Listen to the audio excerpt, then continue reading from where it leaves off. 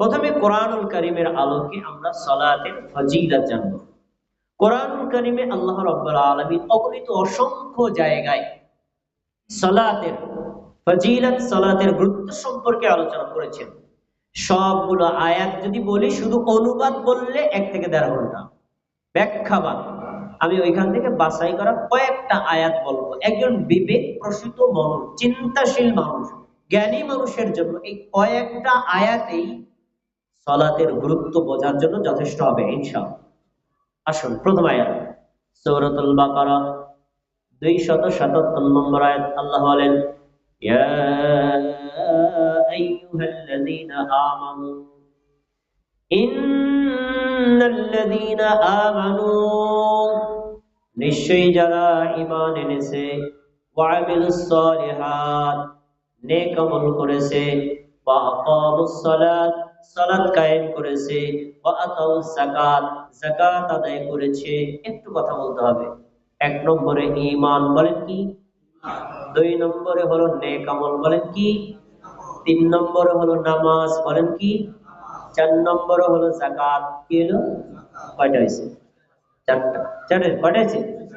এই 4টা আমল যদি কোনো নারী, কোনো পুরুষ যদি করে, আল্লাহ তাআলা এই আয়াতের মধ্যে তার জন্য, তাদের জন্য সুসংবাদ দিয়েছেন, লাহুম আজরুহুম ইনদা রাব্বিহিম, তাদের জন্য তাদের রবের কাছে রয়েছে মহা পুরস্কার।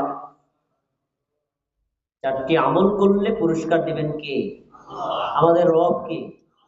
আল্লাহ। আল্লাহ বলছেন তাদের জন্য তাদের রবের, মানে আল্লাহর কাছে রয়েছে মহা পুরস্কার।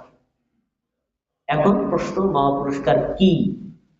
উত্তর আমি দেব না, আল্লাহই দিবে। এখানে আয়াতে সংক্ষেপ করেছেন আল্লাহ, অন্য আয়াতে তার জবাব দিয়েছেন কি। এই উত্তরটা, প্রশ্ন মনে রাখেন, উত্তর সামনে বলবো। 2 নম্বর ফজিলত, আল্লাহ বলেছেন, ওয়ালা খাউফুন আলাইহিম, যারা ঈমান আনবে, নেক আমল করবে, সালাত কায়েম করবে, যাকাত আদায় করবে, পরকালে তাদের কোনো ভয় থাকবে না। ভয়টা কি? আমলনামা কি আমার খারাপ হয় না ভালো হয়? জান্নাতের ফয়সালা হয় নাকি জাহান্নাম হয়? আল্লাহ কি আমাকে ক্ষমা করবেন নাকি শাস্তি দিবেন? বিভিন্ন ভয় আছে না নাই? আল্লাহ অভয় দিয়েছেন। এই 4 কাজ করবে যারা, তাদের কোনো ভয়। 2 নম্বর ফজিলত গেল। 3 নম্বর, ওয়ালা হুম ইয়াহজানুন, ওই 4টি আমল করবে যে মুমিন নারী আর পুরুষ, আল্লাহ তাআলা তাদের ব্যাপারে বলছেন পরকালে তাদের কোনো চিন্তাও নাই, তাদের কোনো টেনশনও নাই। এবার আরেকটা একটু ব্যাক থেকে বলি। প্রথমে ঈমান আনা, আপনাদের প্রশ্ন, আপনাদের ঈমান আছে না নাই? আল্লাহ এবং আল্লাহ রাসূলের উপর আপনাদের ঈমান আছে না নাই? 2 নম্বর, নেক আমল করা, আপনারা কম আর বেশি করেন নাকি করেন না? 2টা। 3 নম্বর হলো আকামুস সালাত, সালাত কায়েম করা, আপনারা আদায় করেন নাকি করেন না? যারা অনিয়মিত তারা নিয়মিত করবেন, এটা 3 নম্বর আমল। 4 নম্বর, যাদের সম্পদের উপর নিসাব পরিমাণ সম্পদ হবে, যাকাত আদায় করা। এই 4টা কাজ যদি করে, আল্লাহ বলেছেন তাদের জন্য মহা পুরস্কার, তাদের কোনো ভয় নাই, তাদের কোনো চিন্তা নাই। এই 3টা পুরস্কার আল্লাহ এই 4 আমলের কারণে দিয়েছেন। তোর মধ্যে 3 নম্বর আমলই হলো সালাত বা নামাজ। এখন আমরা যাব, আল্লাহ যে বললেন এই 4 কাজ করলে, মানে নামাজ আদায় করলে মহা পুরস্কার দিবেন। পুরস্কারটা কি? আমরা কোরআনের অন্য আয়াত থেকে নেব। সূরাতুল মুমিনুন 9 নম্বর, 10 নম্বর, 11 নম্বর 3টা আয়াত খুলে দেখেন আল্লাহ কি বলছেন। উলাইকা হুমুল ওয়ারিসুন, আল্লাহ রাব্বুল আলামিন বলছেন, ওয়াল্লাযীনা হুম আলা সালাওয়াতিহিম ইউহাফিজুন, যে সকল নারী, যে সকল পুরুষ, মুমিন আর মুসলিম ভাই আর বোনেরা, তারা তাদের সালাতের হেফাজত করবে। সালাত আদায় করলে হেফাজত হয়, আদায় না করলে নষ্ট হয়ে যায়। তাহলে আল্লাহ বলছেন যারা সালাতের হেফাজত করে, মানে সালাত আদায় করে নাকি করে না? করে। সালাতের হেফাজত মানে কি? আদায় করে। সবাই বলুন কি? আদায় করে। যারা সালাত আদায় করে, 9 নম্বর আয়াত 10 নম্বর আয়াত আল্লাহ বলছেন উলাইকা হুমুল ওয়ারিসুন, ওরাই হলো উত্তরাধিকারী। সুবহানাল্লাহ। বাংলায় উত্তরাধিকারী, আর আরবিতে বলা হয় ওয়ারিস। আমরা এই শব্দটা আরবি হলেও বাংলায় অনেকে বুঝি কিভাবে? আমি মারা গেলে আমার সম্পদের আমার পরবর্তী ওয়ারিসটা ভাগ হয়, এরকম আপনারা শুনছেন না? ওয়ারিস শব্দটা শুনছেন না শোনেন? এখানে আল্লাহ বলছেন যারা সালাতের হেফাজত করে তারা ওয়ারিস। এখন প্রশ্ন হলো তারা কিসের ওয়ারিস? 11 নম্বর আয়াতে আল্লাহ বলছেন আল্লাযীনা ইয়ারিসুনাল ফিরদাউস, এরা হলো জান্নাতুল ফিরদাউসের উত্তরাধিকারী। সুবহানাল্লাহ। 3টা আয়াত বলছি, আয়াতগুলো কি আমি নিজে বানায় বলছি, কোরআনে আছে না নাই? খেয়াল করে শুনুন। প্রথম আয়াত যারা নামাজ আদায় করে, 2 নম্বর আয়াত তারা হলো ওয়ারিস, 3 নম্বর আয়াতে কি বলছেন? ওরা হলো জান্নাতুল ফিরদাউসের ওয়ারিস। সুবহানাল্লাহ। ভাই জান্নাত কয়টি? জান্নাত কয়টি? 8টি। জান্নাত যদি 8টা হয়, 8 জন নবীকে 8টা জান্নাত দিয়ে দিলাম, আমরা যাব কোথায়? তাহলে এই প্রশ্নের উত্তর যে আপনারা দিয়েছেন জানাটা আপনাদের ভুল, সংশোধন করে নেন। জান্নাত একটি, কিন্তু জান্নাতের স্তর অনেকগুলো। সংশোধন করে নেন, বলেন জান্নাত কয়টি? আর জান্নাতের স্তর অনেকগুলো। যেখানে কোরআনে আল্লাহ বলছেন জান্নাতিন বহুবচন, এর মানে জান্নাতের স্তর সমূহ, জান্নাতের 70টার বেশি স্তর আছে। আবার যারা শহীদ তাদের জন্য 100-এর বেশি স্তর আছে। তো এখন যে যেই স্তরের আমল করবে সে সেই স্তরের জান্নাতে যাবে, কিন্তু জান্নাত মূলত কয়টা? একটা। এখন এই সাধারণভাবে জান্নাতের 8টি স্তর আছে। এই 8টি স্তরের মধ্যে সবচেয়ে উন্নত মানের, সুপ্রিম পাওয়ারের, মর্যাদাবান, দামি, সবচেয়ে নিয়ামতপূর্ণ জান্নাতের নাম কি? জান্নাতুল ফিরদাউস। আল্লাহ আয়াতে বললেন যারা সালাতের হেফাজত করে তারা শ্রেষ্ঠতম জান্নাতের ওয়ারিস হবে। সুবহানাল্লাহ। আমরা জান্নাতে যেতে চাই নাকি চাই না? তাহলে এই আয়াতের আলোকে সালাত আদায় করতে হবে নাকি হবে না? সালাত আদায় করলে জান্নাত দিবেন কে? এটা কি আমাদের নবী বলেছেন নাকি আল্লাহ নিজে বলেছেন? এরপরে কারো সন্দেহ আছে? পরে বলছেন প্রশ্ন আপনাদের থাকতে পারে, জান্নাতে যাব কয়দিন থাকবো? কয়দিন থাকবো? আয়াতের পরে আল্লাহ বলছেন হুম ফিহা খালিদুন, তারা জান্নাতে যাবে তো যাবে, একবার প্রবেশ করবে তো করবে, যতদিন পর্যন্ত মরবে না ততদিন ওখানে থাকবে। জান্নাতে গেলে কেউ মরবে নাকি? অমর, মানে আমি চিরস্থায়ী জান্নাতের মালিক। সুবহানাল্লাহ। তাহলে আয়াতগুলো দ্বারা কি বোঝা গেল? সালাত আদায় করলে কোথায় যাওয়া যাবে? আমরা জান্নাতে যেতে চাই নাকি চাই না? এবার এই আয়াতের প্রেক্ষাপটে একটা হাদিস, সুনানে আবু দাউদ, হাদিস নম্বর 425, عن أبي قتادة رضي الله تعالى عنه أنه قال, আবু কাতাদা রাদিয়াল্লাহু তাআলা আনহু বলেন قال رسول الله صلى الله عليه وسلم, আল্লাহর রাসূল সাল্লাল্লাহু আলাইহি ওয়াসাল্লাম বলেছেন ইন্নী ফারাদতু আলা উম্মতিকা খামসা সালাওয়াত, নবী তুমি শোনো, আমি আল্লাহ তোমার উম্মতের উপর দিবারাত্রি 24 ঘন্টায় 5 ওয়াক্ত সালাত ফরজ করেছি। একটু কথা বলেন, সালাত ফরজ করেছেন কে?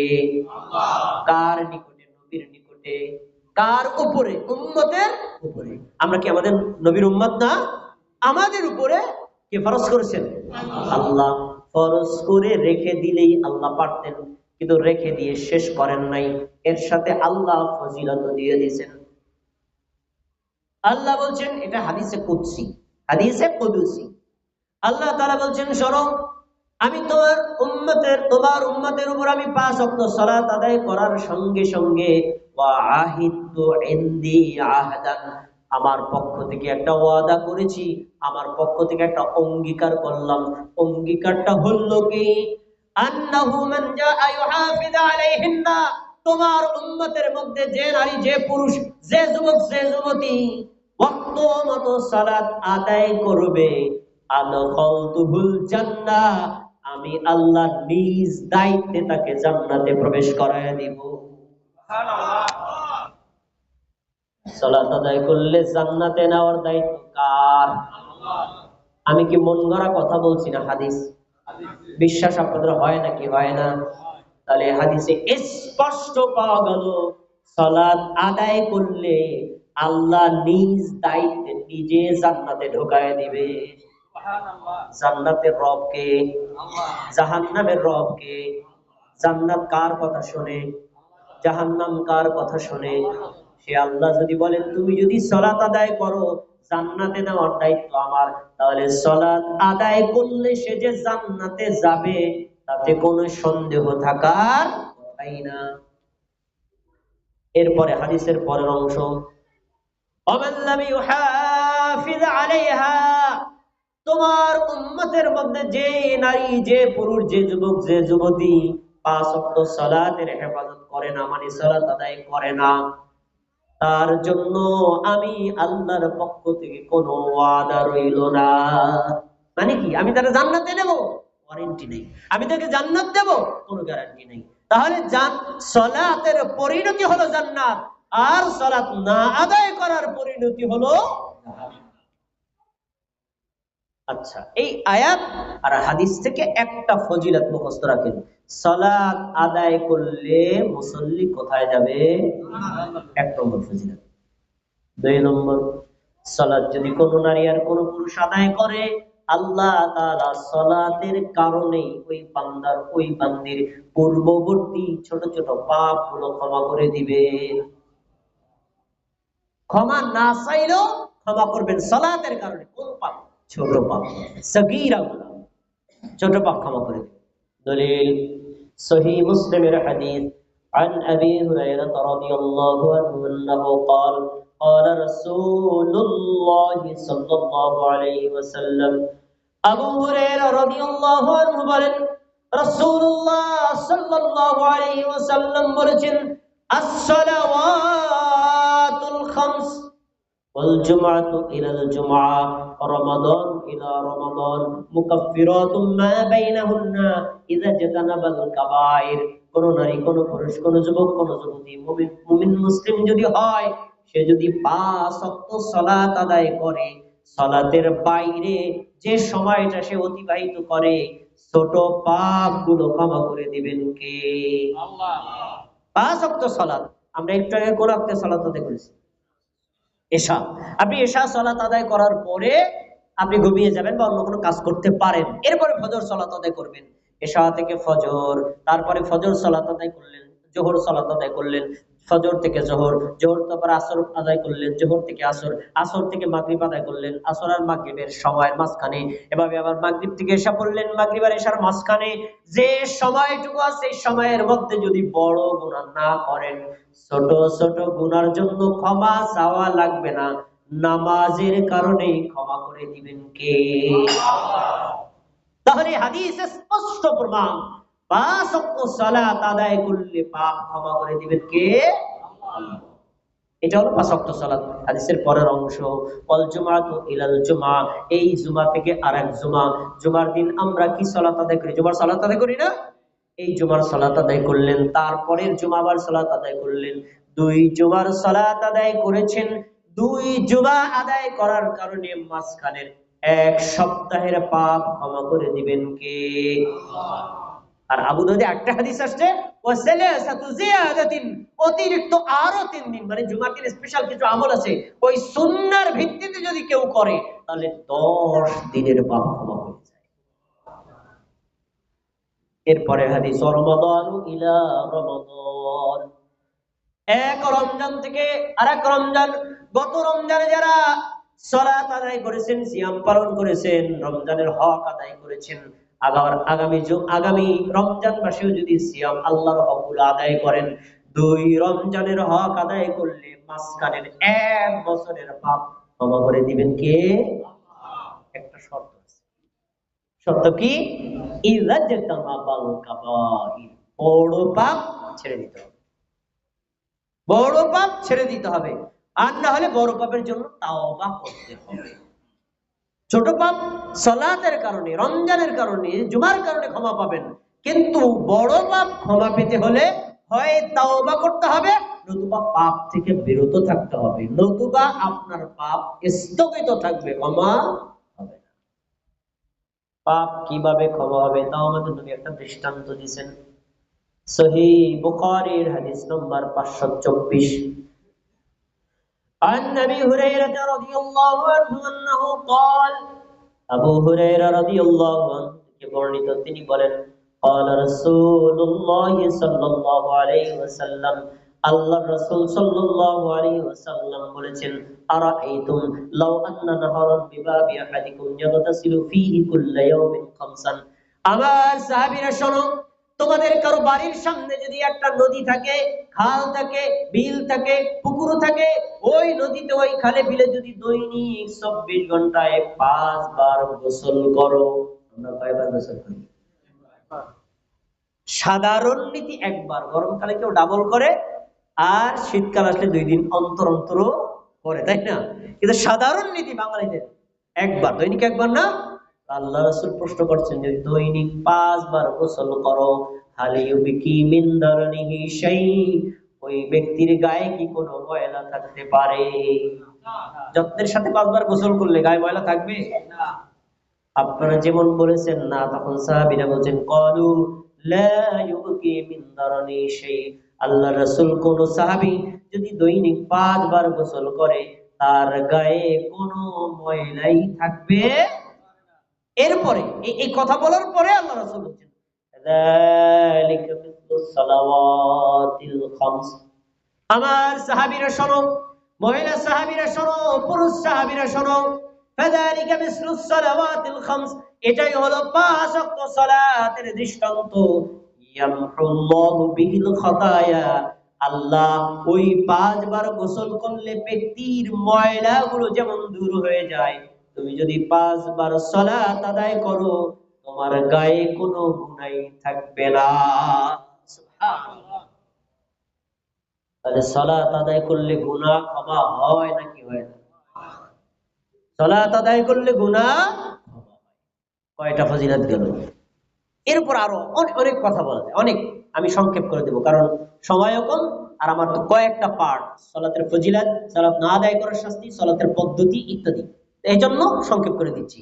2টা পয়েন্ট পেলেন। 3 নম্বর মোস্ট ইম্পর্টেন্ট, মা বোনেরা আপনারা যেখানে আছেন ওখানে থেকে শোনেন, একটু কান পেতে শোনেন। আমি আপনাদের এলাকায় যে এসেছি আর আসি না, না আসি তা বলা যায় না, কিন্তু আমার আজকের বক্তব্যের এই পয়েন্টটা আপনার জীবনের মোড় পাল্টায় দিতে পারে ইনশাআল্লাহ। সালাত আদায় করলে আল্লাহ তাআলা 50 ওয়াক্ত সালাতের নেকি দিয়ে দিবেন। সুবহানাল্লাহ। সবাই কথা বলবেন, আমরা দৈনিক কয় ওয়াক্ত সালাত আদায় করি? 5 ওয়াক্ত। কিন্তু আল্লাহ নেকি দিবেন কয় ওয়াক্ত? 50 ওয়াক্ত। কিভাবে দিবেন? দলিল, আমি দলিল ছাড়া একটা কথা বলবেন, একটাও না, সবগুলো কথা কোরআন না হাদিস, অন্য কোনো কথা নাই। সহিহ বুখারী হাদিস নম্বর 349, বুখারী ব্যতীত অন্যান্য হাদিসের কিতাবেও আছে। রাসূলুল্লাহ সাল্লাল্লাহু আলাইহি ওয়াসাল্লাম সাহাবী আনাস রাদিয়াল্লাহু আনহু বলেন, রাসূল সাল্লাল্লাহু আলাইহি ওয়াসাল্লাম বলেছেন, আল্লাহ রাব্বুল আলামিন আমাকে তার সাক্ষাতের জন্য মেরাজে নিয়ে গিয়েছিলেন। মেরাজের ঘটনা অনেক বড়, হাদিসটাও বড়। আমি পুরো হাদিসটা বলবো না, মূল কথাটা আপনার সামনে তুলে ধরবো, দেখি আপনাদের মনে পড়ে কিনা। আপনার মসজিদের ইমামও আপনাকে কথা বলছেন। রাসূলুল্লাহ সাল্লাল্লাহু আলাইহি সাল্লাম ছিলেন বাইতুল্লাহ, সেখান থেকে আল্লাহ তাকে নিয়ে গেলেন বাইতুল মাকদিস, মানে ফিলিস্তিনের বাইতুল মুকাদ্দাস। সেখান থেকে প্রথম আসমান, তারপরে দ্বিতীয় আসমান, তারপরে তৃতীয় আসমান, তারপরে চতুর্থ আসমান, তারপরে পঞ্চম আসমান, তারপরে ষষ্ঠ আসমান, তারপরে সপ্তম আসমান, তারপরে সিদরাতুল মুনতাহা। এরপরে আল্লাহ তার নবীকে যতদূর মনে চাইছে ততদূর নিয়ে গিয়েছিলেন। সুবহানাল্লাহ। এই ঘটনা আপনারা শুনছেন না শোনেননি? শুনছেন, এই জন্য আমি সব কথাগুলো বললাম। আচ্ছা, যদি শুনে থাকেন, আপনাদের কাছে আমার কয়েকটা প্রশ্ন আছে এই ঘটনার উপর। রাসূল সাল্লাল্লাহু আলাইহি সাল্লামকে আল্লাহ তাআলা সাত আসমান ভেদ করে কার কাছে নিয়েছিলেন? কথা বলে না, কার কাছে নিয়েছিলেন? তাহলে আল্লাহ কোথায় আছে? কিন্তু আমাদের মুমিন মুসলিমরা সবাইকে বিশ্বাস করে না। কিছু মুমিনদের বিশ্বাস আল্লাহ তাকে প্রত্যেকটা মুমিনের কলবের মধ্যে। তাহলে বর্তমান পৃথিবীতে মুমিনের সংখ্যা প্রায় 200 কোটি। তাহলে এক একজনের কলবে যদি একজন আল্লাহ থাকে, আল্লাহর সংখ্যা কত? 200 কোটি প্লাস। এটা একটা শিরক। 2 নম্বর, আল্লাহ তাকে সব জায়গাতে, এটাও সঠিক আকীদা না। আল্লাহ সব জায়গাতে থাকেন, আল্লাহ কোরআনে স্পষ্ট করে কোথাও, হাদিসে কোথাও স্পষ্ট করে এটা কথা বলেন নেই। কি বলেছেন? সূরা তাহার 5 নম্বর আয়াত করে দেখেন, আল্লাহ বলেন আর রহমানু আলাল আরশি ইস্তাওয়া। আল্লাহ কোথায় আছেন? আরশে। এই কথা বলার কারণ কি? মেরাজে রাসূলুল্লাহ সাল্লাল্লাহু আলাইহি ওয়াসাল্লাম বলছেন, আল্লাহ তাআলা তার সাথে সাক্ষাৎ করার জন্য আমাকে 7 আসমান ভেদ করে উপরে নিয়ে গেছেন। তো আল্লাহ যদি সব জায়গায় থাকে, তাহলে তিনি কেন তাকে উপরে নিলেন? আর আল্লাহ যদি সব জায়গায় থাকে, মুমিনের কলবেই থাকে, তা আমাদের নবীর কলবের মধ্যেও তো আল্লাহ, কেন আল্লাহ তাকে নিয়ে গেলেন? তাহলে বোঝা যায় আল্লাহ সব জায়গাতেও নাই, আল্লাহ মুমিনের কলবেও নাই। আল্লাহ আছেন কোথায়? এখন প্রশ্ন করবেন, ভাই লাউ চুরি করিস না অন্ধকারে, কেউ না দেখলেও দেখবে কে? এটা আমরা বলি না, কেউ না জানলেও জানবে কে? এই কথা বলি কোন সেন্সে? আল্লাহ সত্যগত দিক থেকে আপনার কাছে নেই, কিন্তু আল্লাহ 7 আসমানের আরশের উপরে থাকলেও আল্লাহর পাওয়ার, আল্লাহর ক্ষমতা, আল্লাহর দক্ষতা, আল্লাহর যোগ্যতা, আল্লাহর সবকিছু নিয়ন্ত্রণ পৃথিবীর সব জায়গাতে আছে। এমনকি প্রশান্ত মহাসাগরের নিচে লক্ষ লক্ষ মাইল নিচে আমরা যে বস্তুটাকে, যে প্রাণীটাকে দেখতে পাই না, মাইক্রোস্কোপ দিয়ে দেখা লাগে, ওই প্রাণীটা না খেয়েও থাকলেও খাবারের ব্যবস্থা করেন কে? ওই প্রাণীটার খোঁজ খবর রাখেন কে? এজন্য প্রাণীর কাছে আল্লাহর যাওয়া লাগে না। আল্লাহ আছেন কোথায়? অবশ্যই। প্রিয় ভাই, আচ্ছা, রাসূলুল্লাহ সাল্লাল্লাহু আলাইহি ওয়াসাল্লাম বলেন, আল্লাহ তাআলা আমাকে নিলেন, আল্লাহর সাথে সাক্ষাৎ করার পরে আমি সেখান থেকে ফিরে আসছি। সবাই এইখান থেকে আমার কথাগুলো মনোযোগ দিয়ে শুনতে হবে। ফিরে আসছিলাম, ফারাদাল্লাহু আযজা ওয়া জাল্লা আলা উম্মতি 50 সালাতান। মেরাজের ওই ঐতিহাসিক রাতে আল্লাহ তাবারক ওয়া তাআলা আমার নিকটে আমার উম্মতের উপর দিবারাত্রি 24 ঘন্টায় 50 ওয়াক্ত সালাত ফরজ করেছিলেন। কয় ওয়াক্ত? আমার চাচা কথা বলেন না কেন? কয় ওয়াক্ত? আপনারা 50 ওয়াক্ত পড়েন, বাকিগুলো গেল কোথায় জানেন আপনারা? একটু মনে করাই দিচ্ছি।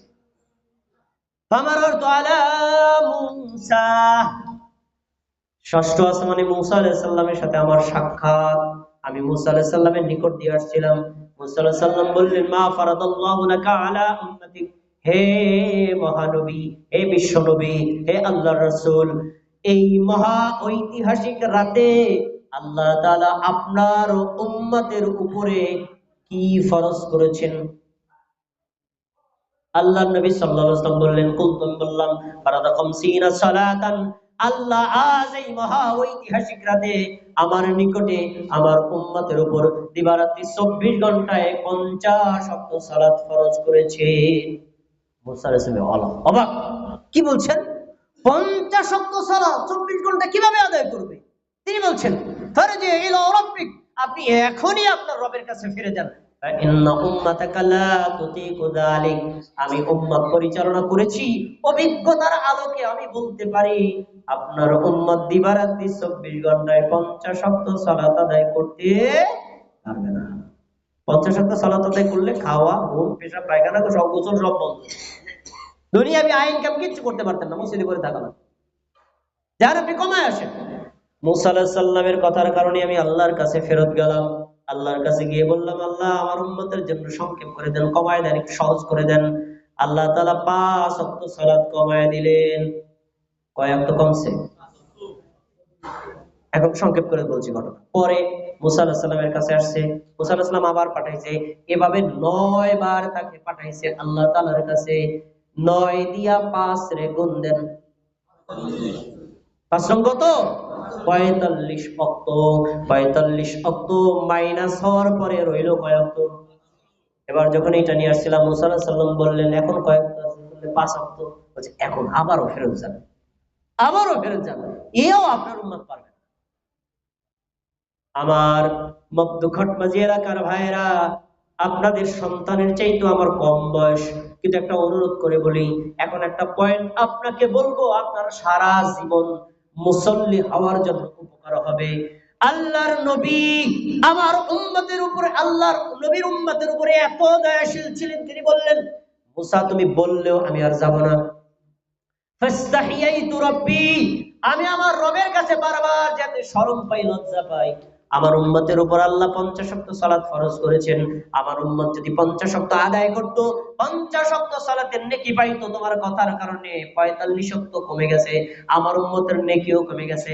আবারও যদি যাই, নেকি আর আমল কমবে না বাড়বে? কমবে। আর যাব না, আর যাব না, কারণ আমার উম্মতের নেকি দরকার, আমি আর কমাবো না, এইটাই নিয়ে যাব, আল্লাহ ভরসা। তখন একটা কথা বলেছিলেন, এলাকার যারা আলেম আছেন আরবি শব্দটা মনোযোগ দিয়ে শুনবেন, আর যারা সাধারণ মানুষ আছেন অনুবাদটা মনোযোগ দিয়ে শুনবেন। আমার মনের একটা চাহিদা, সারা পৃথিবীর যদি বাদশাহ আমি হতাম, সোনার অক্ষর দিয়ে পৃথিবীতে যতগুলো মসজিদ আছে, মসজিদের মেইন গেটে আরবি প্লাস ওই ভাষায় অনুবাদ করে এটা সোনার অক্ষরে লিখে দিতাম। তখন আল্লাহ তাআলা আমাদের নবীকে মূসা আলাইহিস সালামের সামনে একটা ওহী করেছেন, ওহীতে তিনি বলেছেন লা ইউবাদদালুল কওলু লাদাইয়া হিয়া খামসুন ওয়া হিয়া খামসুন। হে আমার নবী, হে প্রিয় নবী মুহাম্মদ সাল্লাল্লাহু আলাইহি সাল্লাম, শোনো, আমি আল্লাহ, আমার কথার কোনো পরিবর্তন নাই, আমার সিদ্ধান্তের কোনো পরিবর্তন নাই। তুমি যে আমার কাছে আবেদন করেছো, ওই আবেদনের আর কোনো পরিবর্তন নাই। তোমার উম্মত যদি 5 ওয়াক্ত আদায় করে, আমি আল্লাহ 50 ওয়াক্ত সালাতের নেকি দিয়ে দিব। সবাই কি আমার কথা বুঝছেন? বুঝে সবাই উত্তর দিবেন। 5 ওয়াক্ত সালাত আদায় করলে কয় ওয়াক্তের নেকি পাওয়া যাবে? আলহামদুলিল্লাহ। আজকের আলোচনার কোন কথা যদি মনে না থাকে, শুধু একটা টপিকস মনে থাকে, বিশ্বাস করলে আর বেনামাজি হওয়ার কথাই না। আচ্ছা, আমিও তো মাদারীপুরের সন্তান, দুধখালি ইউনিয়নে আমার বাড়ি। আমি আপনাদের কাছে জিজ্ঞেস করি, আপনার পরিচিত এমন একজন ব্যক্তির নাম দেখান, ওই বাড়িতে যদি একটা বদনা দেয়, ডাবল বদনার দাম দেয়, এমন লোক আসেনি? আছে কেউ? পৃথিবীতে এমন কেউ আছে? কেউ নাই, কেউ নাই। আর আল্লাহ তার বান্দার উপর, তার বান্দির উপর এত দয়া করেছেন, এত দয়া করেছেন, আপনি আদায় করবেন 5, আল্লাহ 10 দিয়ে গুণ দিয়ে 50 ওয়াক্ত সালাতের নেকি দিয়ে দিবেন। এত বড় অপরচুনিটি, এত বড় গোল্ডেন চান্স আর মানুষের জন্য হতে পারে না। হাদিসটা ঘুরায় বলে, সবাই বুঝে থাকলে উত্তর বলেন। 5 ওয়াক্ত সালাত আদায় করলে কয়েকটা নেকি পাওয়া যাবে? যদি কেউ 5 ওয়াক্ত না পড়ে, কয়েকটা নেকি যাবে? 5 ওয়াক্তের নেকি যাবে। তাহলে লাভ যেমন বেশি, লসটাও তেমন বেশি। আপনি পৃথিবীতে খুবই জ্ঞানী, খুবই জ্ঞানী। লস আছে যেখানে আপনি নাই, সেখানে লাভ আছেন যেখানে আপনি আছেন সেখানে। এই জায়গাতে আপনি বুঝবেন না, আল্লাহ তাআলা আপনার উপর 5 ওয়াক্ত সালাত ফরজ করেছেন, আপনি যদি আদায় করেন, আল্লাহ আপনাকে 10 গুণ বাড়ায়া 50 ওয়াক্তের নেকি দিবেন।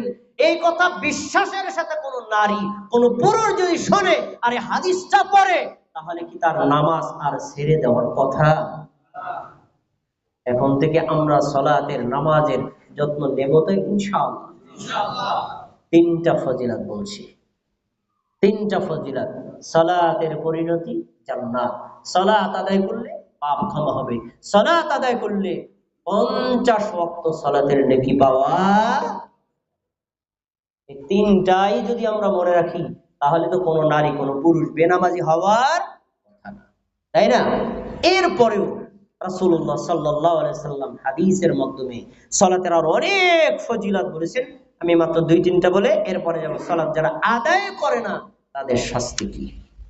শুনুন, আপনি সকালে ঘুম থেকে ওঠার পর থেকে আবার ঘুমাতে যাওয়া পর্যন্ত 24 ঘন্টায় যত আমল করেন, সবচেয়ে শ্রেষ্ঠ আমলের নাম কি? এর চাইতে উত্তম, দামি, গুরুত্বপূর্ণ, মর্যাদাবান, ফজিলতপূর্ণ কোন আমল মুমিন কখনোই করে না। এটা এত দামি। সহিহ বুখারীর হাদিস, রাসূল সাল্লাল্লাহু আলাইহি ওয়াসাল্লামের এক সাহাবী বলেছেন, আলী ইবনে মাসউদ রাদিয়াল্লাহু তাআলা আনহু قال عن ابن مسعود رضي الله تعالى عنه أنه قال আব্দুল্লাহ ইবনে মাসউদ রাদিয়াল্লাহু তাআলা আনহু বলেন, সাআলতুন নবী সাল্লাল্লাহু আলাইহি ওয়াসাল্লাম, আমি নিজে আল্লাহর নবী মুহাম্মদ সাল্লাল্লাহু আলাইহি ওয়াসাল্লামকে জিজ্ঞেস করলাম, আইয়ুল আমালি আহাব্বু ইলাল্লাহ, হে আল্লাহর রাসূল, আল্লাহর কাছে সবচেয়ে প্রিয় আমল, পছন্দনীয় আমল কোনটি? আইয়ুল আমালি আহাব্বু ইলাল্লাহ, কোন আমল আল্লাহ সবচেয়ে বেশি ভালোবাসেন, কোন আমল করলে আল্লাহ সবচেয়ে বেশি খুশি হন, আমার একটা আমল আমাকে বলেন।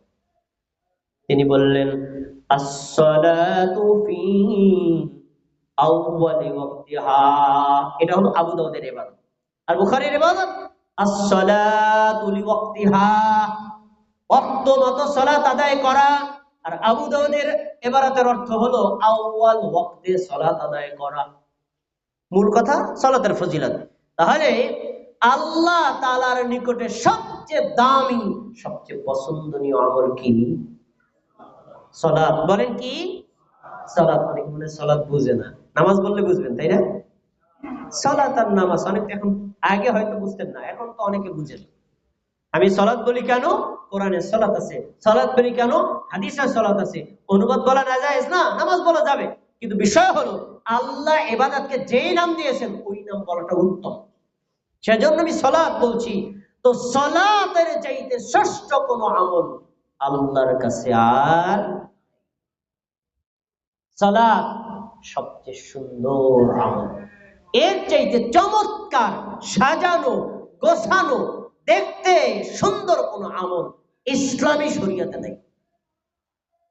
দলিল সহিহ বুখারীর হাদিস।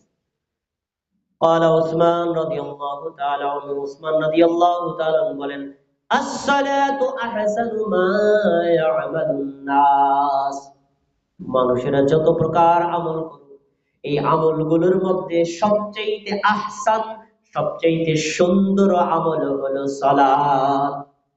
সবচেয়ে সুন্দর আমল কি? কোরআন যার আল্লাহ কি বলেছেন, তাবারাকাল্লাযী বিয়াদিহিল মুলকু ওয়া হুয়া আলা কুল্লি শাইইন কাদির। বারাকাতময় সে আল্লাহ, যে আল্লাহর হাতেই হলো রাজত্ব। সুবহানাল্লাহ। রাজত্ব কার হাতে?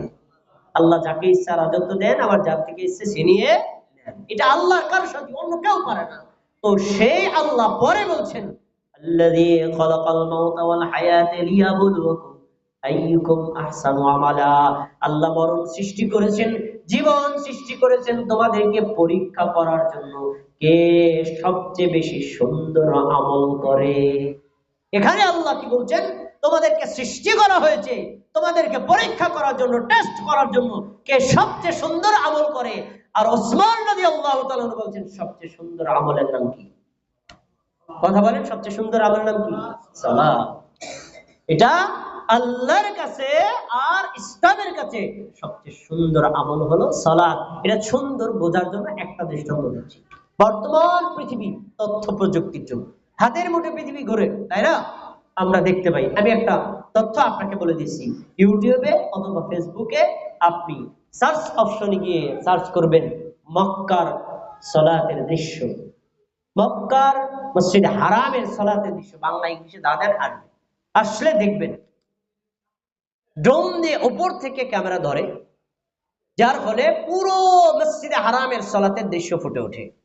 তো কাবাঘর মাঝখানে, আর চতুর্দিকে মুসল্লিরা দেখেন, ইমাম যখন রুকুতে যায় আল্লাহু আকবার বলে, ইমাম যাওয়ার পরে সব মুসল্লিরা একসাথে রুকুতে যায়, ইমাম যখন বলে সামিআল্লাহু লিমান হামিদা, সব মুসল্লিরা একসাথে মাথা উঠায়। ইমাম যখন আবার সাজদায় যায়, মুসল্লিরা একসাথে যায়। মনে হচ্ছে এত সুন্দর দেখতে, গোলাপের পাপড়ি ফুলছে আর এত চমৎকার, বলেন সুবহানাল্লাহ। সালাতের চাইতে উত্তম সুন্দর কোন আমল ইসলামী শরীয়তে আর। সালাতের গুরুত্ব সম্পর্কে অনেক কথা রয়েছে, আমি এখান থেকে শেষ করে সালাতের ফজিলত পাঠটা এখানে শেষ করব একটা হাদিস বলে। আমরা এখানে যারা আছি অনেকে গ্রামে বাস করি, প্রায় একটু গ্রামের মধ্যেই পড়ে, তাই না? আপনারা যারা গ্রামে একদম চকের মধ্যে কি কাজ করেন, আজান হয়ে গেছে, আইসা সালাত পান্না, বেশিরভাগ মুসল্লিদেরকে দেখা যায় একটা আজান হয়, 1:30টার সময় কাজ ছাড়ে, বাইশাতে গোসল টোসল করতে করতে একটা আসরের সময় হয়ে যায়, সালাতের টাইম। এই সময় অনেকে সালাত আদায় করে, এমন হয় নাকি হয় না? তাদের একটা বড় সুযোগ তাদের জন্য।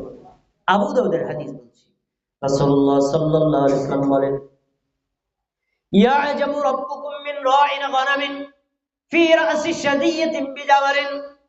তোমাদের মধ্যে একজন রাখাল যদি একদম পাদদেশে চলে যায়, পাহাড়ের ওই প্রান্তে চলে যায়, যেখানে কোনো মসজিদ নাই, এলাকার কোনো জনগণের বসবাস নাই, আজানও শোনা যায় না, এমন এলাকায় চলে গেছেন, আপনিও গেছেন বিলে কাজ করার জন্য। যখনই সালাতের ওয়াক্ত হয়েছে, ওই মুয়াজ্জিন, ওই রাখাল নিজেই মুয়াজ্জিন সেজে ফায়ুআজ্জিনু, ওই মাঠে আজান দিছে, মসজিদ নাই, ওখানে আজান দিছে, ওয়াক্ত হয়ে গেছে, সূর্য পশ্চিম দিকে হেলে গেছে, ওয়াক্ত হয়ে গেছে, ওখানে আজান দিছে। এরপরে ওয়ায়ুকিমুস সালাত, ওই জমির আইলে দাঁড়ায়া একা একাই সালাত আদায় করছে। এই ভাই জামাতে পড়ছে, মসজিদে আসছে, আসে নাই, ওখানে পড়ছে।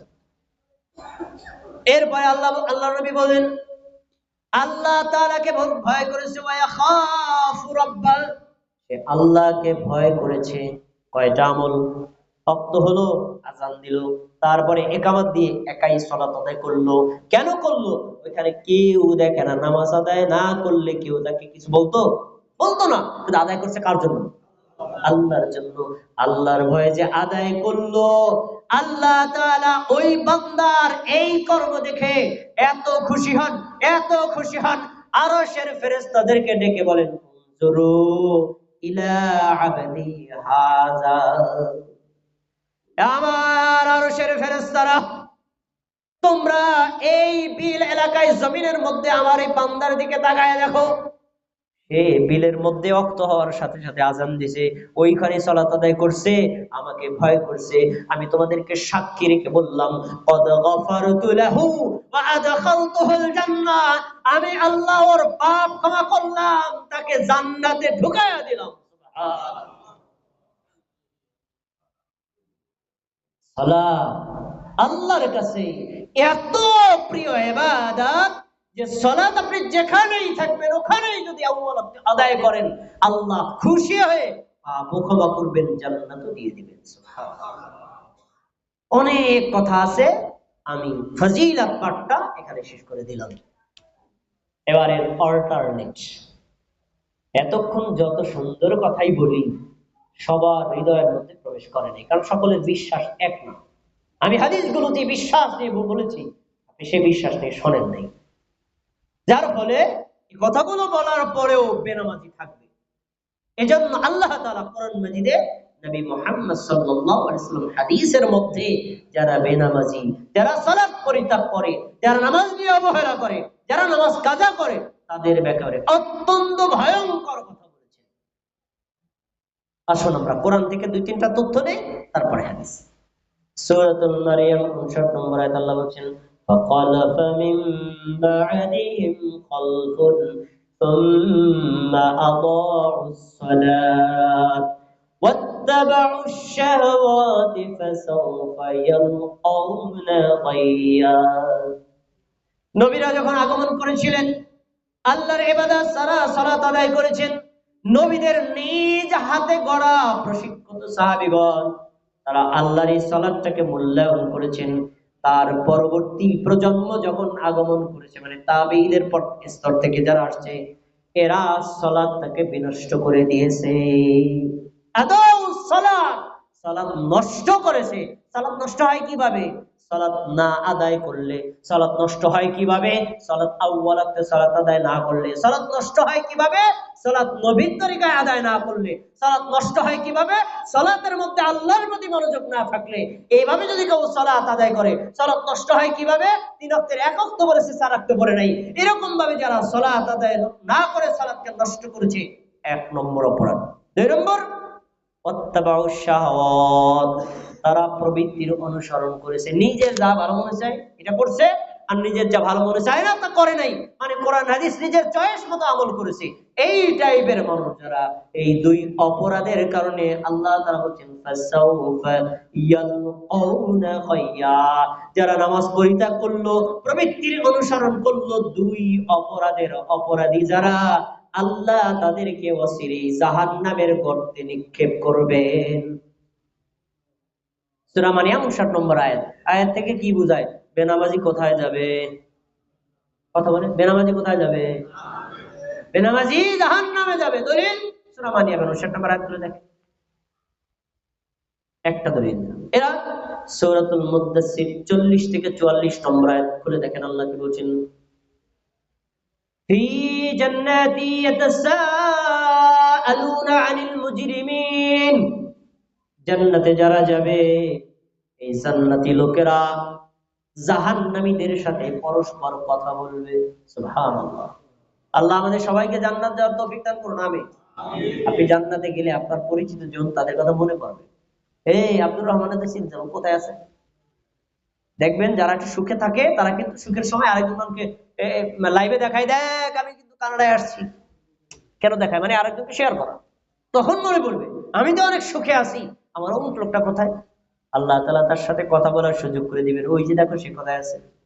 তখন জান্নাতে থেকে ওই জাহান্নামী ব্যক্তির সাথে কথা বলবে, কথা বলে জিজ্ঞেস করবে, মা সালাতাকুম ফি সাকার, আব্দুর রহমান তোমার বাড়ি মধ্যকাটমাজি, মদিনা জামে মসজিদের পাশে, তোমারে তো আমি চিনি, তুমি কিভাবে জাহান্নামে আসলা, কি অপরাধ করছিলা বলো। তখন আব্দুর রহমান নিজে আত্মস্বীকৃতি দিয়ে বলবে, আমি কেন জাহান্নামে আসছি শোনো। 1 নম্বর, লাম নাকু মিনাল মুসাল্লিন, আমি মুসল্লিদের অন্তর্ভুক্ত ছিলাম না। সালাত যে আদায় করে তাকে কি বলে? সালাত যে আদায় করে না তাকে মুসল্লি বলে? তার মানে আমি সালাত আদায় করতাম না, আমি ছিলাম বেনামাজি, 1 নম্বর অপরাধ। 2 নম্বর, ওয়ালাম নাকুন তুইমুল মিসকিন, আমি মিসকিনদের খাদ্য দিতাম না। তার মানে আমার সম্পদের উপর যাকাত ফরজ হয়েছে, যাকাতের হক ছিল গরিব, যাকাতের হক ছিল মিসকিন, এদেরকে আমি যাকাতের টাকা দেই নাই, তাদের যাকাতের টাকা নিজে খাইছি। অপরাধ কয়টা হইল? 1 নম্বরে বেনামাজি হওয়া, 2 নম্বরে যাকাত আদায় না করা। এই 2টি অপরাধের কারণে আল্লাহ তাআলা আমাকে জাহান্নামের মধ্যে দিয়ে দিয়েছে। আয়াত কি প্রমাণ করে বেনামাজি কোথায় যাবে? কথা বলেন, কোথায় যাবে? আমি এতক্ষণ যা কথা বলছি এগুলো কি সব আমার নিজের গায়ের জোরে বলছি না কোরআন হাদিস দিয়া? আলেমরা এখানে আছে, সবগুলো আয়াতের নাম্বার বলছি, খুলে দেখতে পারবেন। তাহলে এই 2টা, একটা হলো সূরা মারিয়ামের 59 নম্বর আয়াত, আরো অনেক আয়াত আছে, মানে সংক্ষেপ করার জন্য 2টা বললাম। যে এই আয়াত আর সূরা মুত্তাসির থেকে স্পষ্ট বেনামাজি জান্নাতি নাকি জাহান্নামী। আপনারা কোথায় যেতে চান, জান্নাতে না জাহান্নামে? জান্নাতে যদি যেতে চান, জাহান্নাম থেকে বাঁচতে চান, তাহলে কি করতে হবে? মা বোনদেরকে অনুরোধ করে বলছি, আপনি যদি জাহান্নামের আগুন থেকে বাঁচতে চান, আপনাকে অবশ্যই নামাজের ব্যাপারে যত্নশীল, কোরআনের আয়াত, তাই না? আচ্ছা, এবার হাদিস। আরেকটা আয়াত বলি কিনা, আয়াতটা চমৎকার। তো আয়াতটা আপনাদের জানা আছে, কিন্তু আয়াতের শিক্ষাটা এমন ভাবে বলবো যে আপনার মাথায় কোনোদিন ধরেই নেই, জ্যামিতিক সিস্টেম। আয়াতটা সূরাতুল বাকারার 34 নম্বর আয়াতে আল্লাহ বলছেন, وَإِذْ قُلْنَا لِلْمَلَائِكَةِ اسْجُدُوا لِآدَمَ اسْجُدُوا لِآدَمَ فَسَجَدُوا إِلَّا إِبْلِيسَ أَبَى وَاسْتَكْبَرَ وَكَانَ مِنَ الْكَافِرِينَ। অনুবাদ করি, মনে পড়বে আপনাদের। আল্লাহ তাআলা আদম আলাইহিস সালামকে সৃষ্টি করছেন। সৃষ্টি করার পরে ফেরেশতাদেরকে ডেকে বলছেন সিজদা করো কাকে? বলেন, কথা বলেন, কাকে? আদম। আদমকে সিজদা করো, ঘটনা আপনারা জানেন। আদমকে সিজদা করো, ফাসাজাদু, সবাই সিজদা করলো ইল্লা ইবলিস। সিজদা করে নাই কেরা? কে করে নাই? ইবলিস করে নাই। আবার সে অস্বীকার করছে, করব না। কেন? ওরে বানাইছেন মাটি দিয়ে, মাটি উপরে দিকে ফালাইলে নিচে পড়ে, আমারে বানাইছে আগুন থেকে, আগুন জ্বালাইলে কোথায় ওঠে? নিচে না উপরে? তাহলে আমার সম্মান বেশি। গৌরবের, অহংকারের লক্ষণ। আমি আজকে প্রধান বক্তা, আমি সেরা, আর কোন বক্তা ভালো না, আমার চেয়ে ভালো কোনো লোক নাই, এটা কিসের লক্ষণ? অহংকার, অহংকারের লক্ষণ। তারা বলছে না আমি তাকে সেজদা করবো না। এখন আপনাদের কাছে একটা জিজ্ঞাসা, খুব ভেবেচিন্তে উত্তর দিবেন। সেদিন যে ইবলিস আদম আলাইহিস সালামকে সেজদা দিতে অস্বীকার করছিল, এই সেজদার পরিমাণ ছিল কয়টা? কয়টা? কি জানা নাই মনে হয়, তাই না? আল্লাহ যে বললেন আদমকে সেজদা করো, কয়টা সেজদা? একটা। জেনে নেন কয়টা? একটা সেজদা করতে বলছিল, মাত্র ওয়ানলি ওয়ান, একটা। একটা। খেয়াল করে শুনুন মধ্য ঘটবাজি ভাইরা, আয়াতটা শুনছেন, ঘটনাও জানেন, কিন্তু আমি এমন ভাবে বলবো আপনার মাথায় কোনোদিন ধরে নাই। ইবলিস সমগ্র জীবনে একটা সেজদা দিতে অস্বীকার করেছে, যার ফলে আল্লাহ নিজে বলছেন ওয়াকানা মিনাল কাফিরিন, সে কাফেরদের অন্তর্ভুক্ত হয়ে জান্নাতে গেছে না জাহান্নামে গেছে। এবার আপনার জীবনটা তল্লাশি করি, ইবলিসের ঘটনা থেকে আপনার জীবনটা তল্লাশি করি, দেখি আপনারা বলতে পারেন কিনা দিবারাত্রি 24 ঘন্টায় কয় ওয়াক্ত নামাজ ফরজ? 5 ওয়াক্ত নামাজে ফরজ নামাজ কয় রাকাত? সুন্নাত বাদ দিয়ে দিছি আমি, নফল বাদ দিয়ে দিছি আমি, বেতরও বাদ দিয়ে দিছি আমি। ফরজ কয় রাকাত?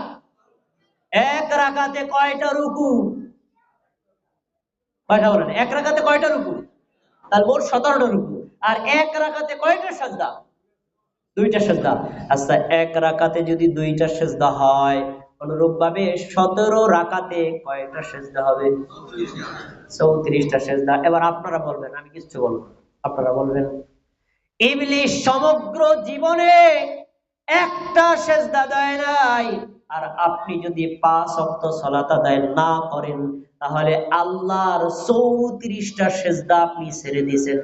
আপনার কাছে জিজ্ঞাসা, একটা সেজদা ছেড়ে দিলে ইবলিস যদি কাফের হয়, আপনি 34টা ছেড়ে দিয়ে এখনো পাক্কা মুমিন মুসলমান আছে? কথা বলেন। চায়ের দোকানে কিছু ডায়লগ মারতে শোনা যায় না, ওই যে আব্দুর রহমান যাইতেছে মসজিদে, কাজ করলে কি নামাজ পড়লে কি, তার সাথে আমি ভালো আছি, চা চাবাই আর কয়, এরকম লোক আছে না নাই? মানে তাদের থিওরি নামাজ পড়লে ভালো মানুষ হওয়া যায় না, নামাজ পড়লে জান্নাতে যাওয়া যায় না। আরে ভাই, এটা একটা আপেক্ষিক কথা। তাদের থিওরি যারা বুঝাতে চায় নামাজ না পড়লে তার চেয়ে আমি উত্তম, নামাজ না পড়লে আমি তার আগে জান্নাতে যাব। কিন্তু দেখেন এখানে কি বলছেন, আল্লাহর তথ্য থেকে বোঝা গেল যে ইবলিস সমগ্র জীবনে একটা সেজদা নিয়ে আজকে কাফের হয়েছে, জাহান্নামে হয়েছে, আর তুমি দৈনিক 34টা সেজদা দাও না, এরপরে জান্নাতে যাবা, এটা কি কখনো সম্ভব?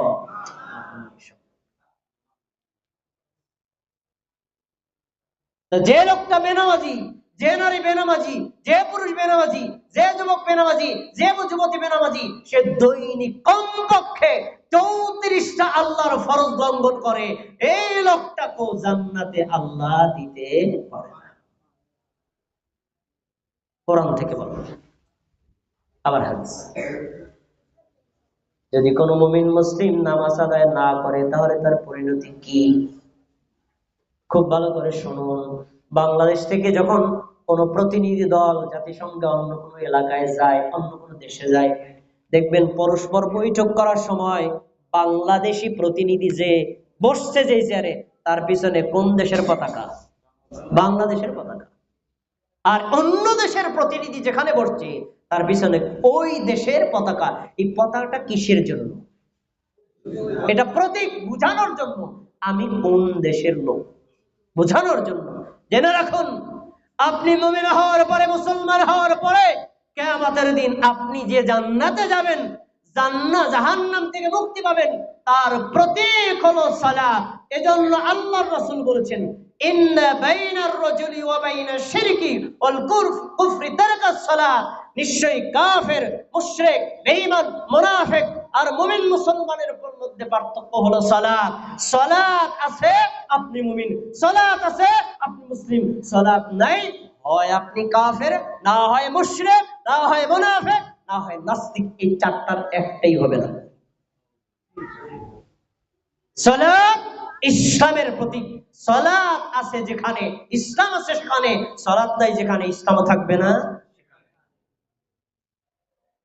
তাহলে এই হাদিস স্পষ্ট প্রমাণ করে বেনামাজি যদি থাকে তাহলে সে ইসলামের মধ্যে থাকতে পারে না। অনেকে আমার সাথে দ্বিমত করতে পারেন, আপনার ভাষায় তো বোঝা যায় বেনামাজি কাফের, তাহলে আজকে এই কথা শোনার পরে কালকে জাল লগে দেখা হবে নামাজ পড়স নাই বেটা তুই কাফের, একে ডাকবো। আমি এইটা বুঝাইনি, আমি এইটা বুঝাইনি। সালাত আদায় কন্টিনিউ করে না, সে কাফের হয়ে যাবে, কিন্তু কাফের বলে ডাকা যাবে না। তার কর্মের কারণে সে কাফের হয়েছে, কিন্তু আমি তাকে কাফের বলে ডাকতে পারবো না। কোন সাহাবী এভাবে বলেন ইয়া কাফের, নিষেধ করছেন। কাউকে যদি কাফের বলে ডাকেন, সে যদি কাফের না হয়, এই কাফের ফতোয়াটা রিপ্লাই করে আপনার কাছে আসবে। কাফের বলে ডাকা যাবে না, কিন্তু আমভাবে সাহাবী, সকল সাহাবীর ঐক্যমতে এজমার ফতোয়া বেনামাজি কাফের। ভালো করে শুনে নেন, সালাত ছুটে গেলে কাফের না, ইচ্ছা করে ছেড়ে দিলে এবং সেটা নিয়মিত করলে কাফের। ভাষাটা ভালো করে বুঝবেন।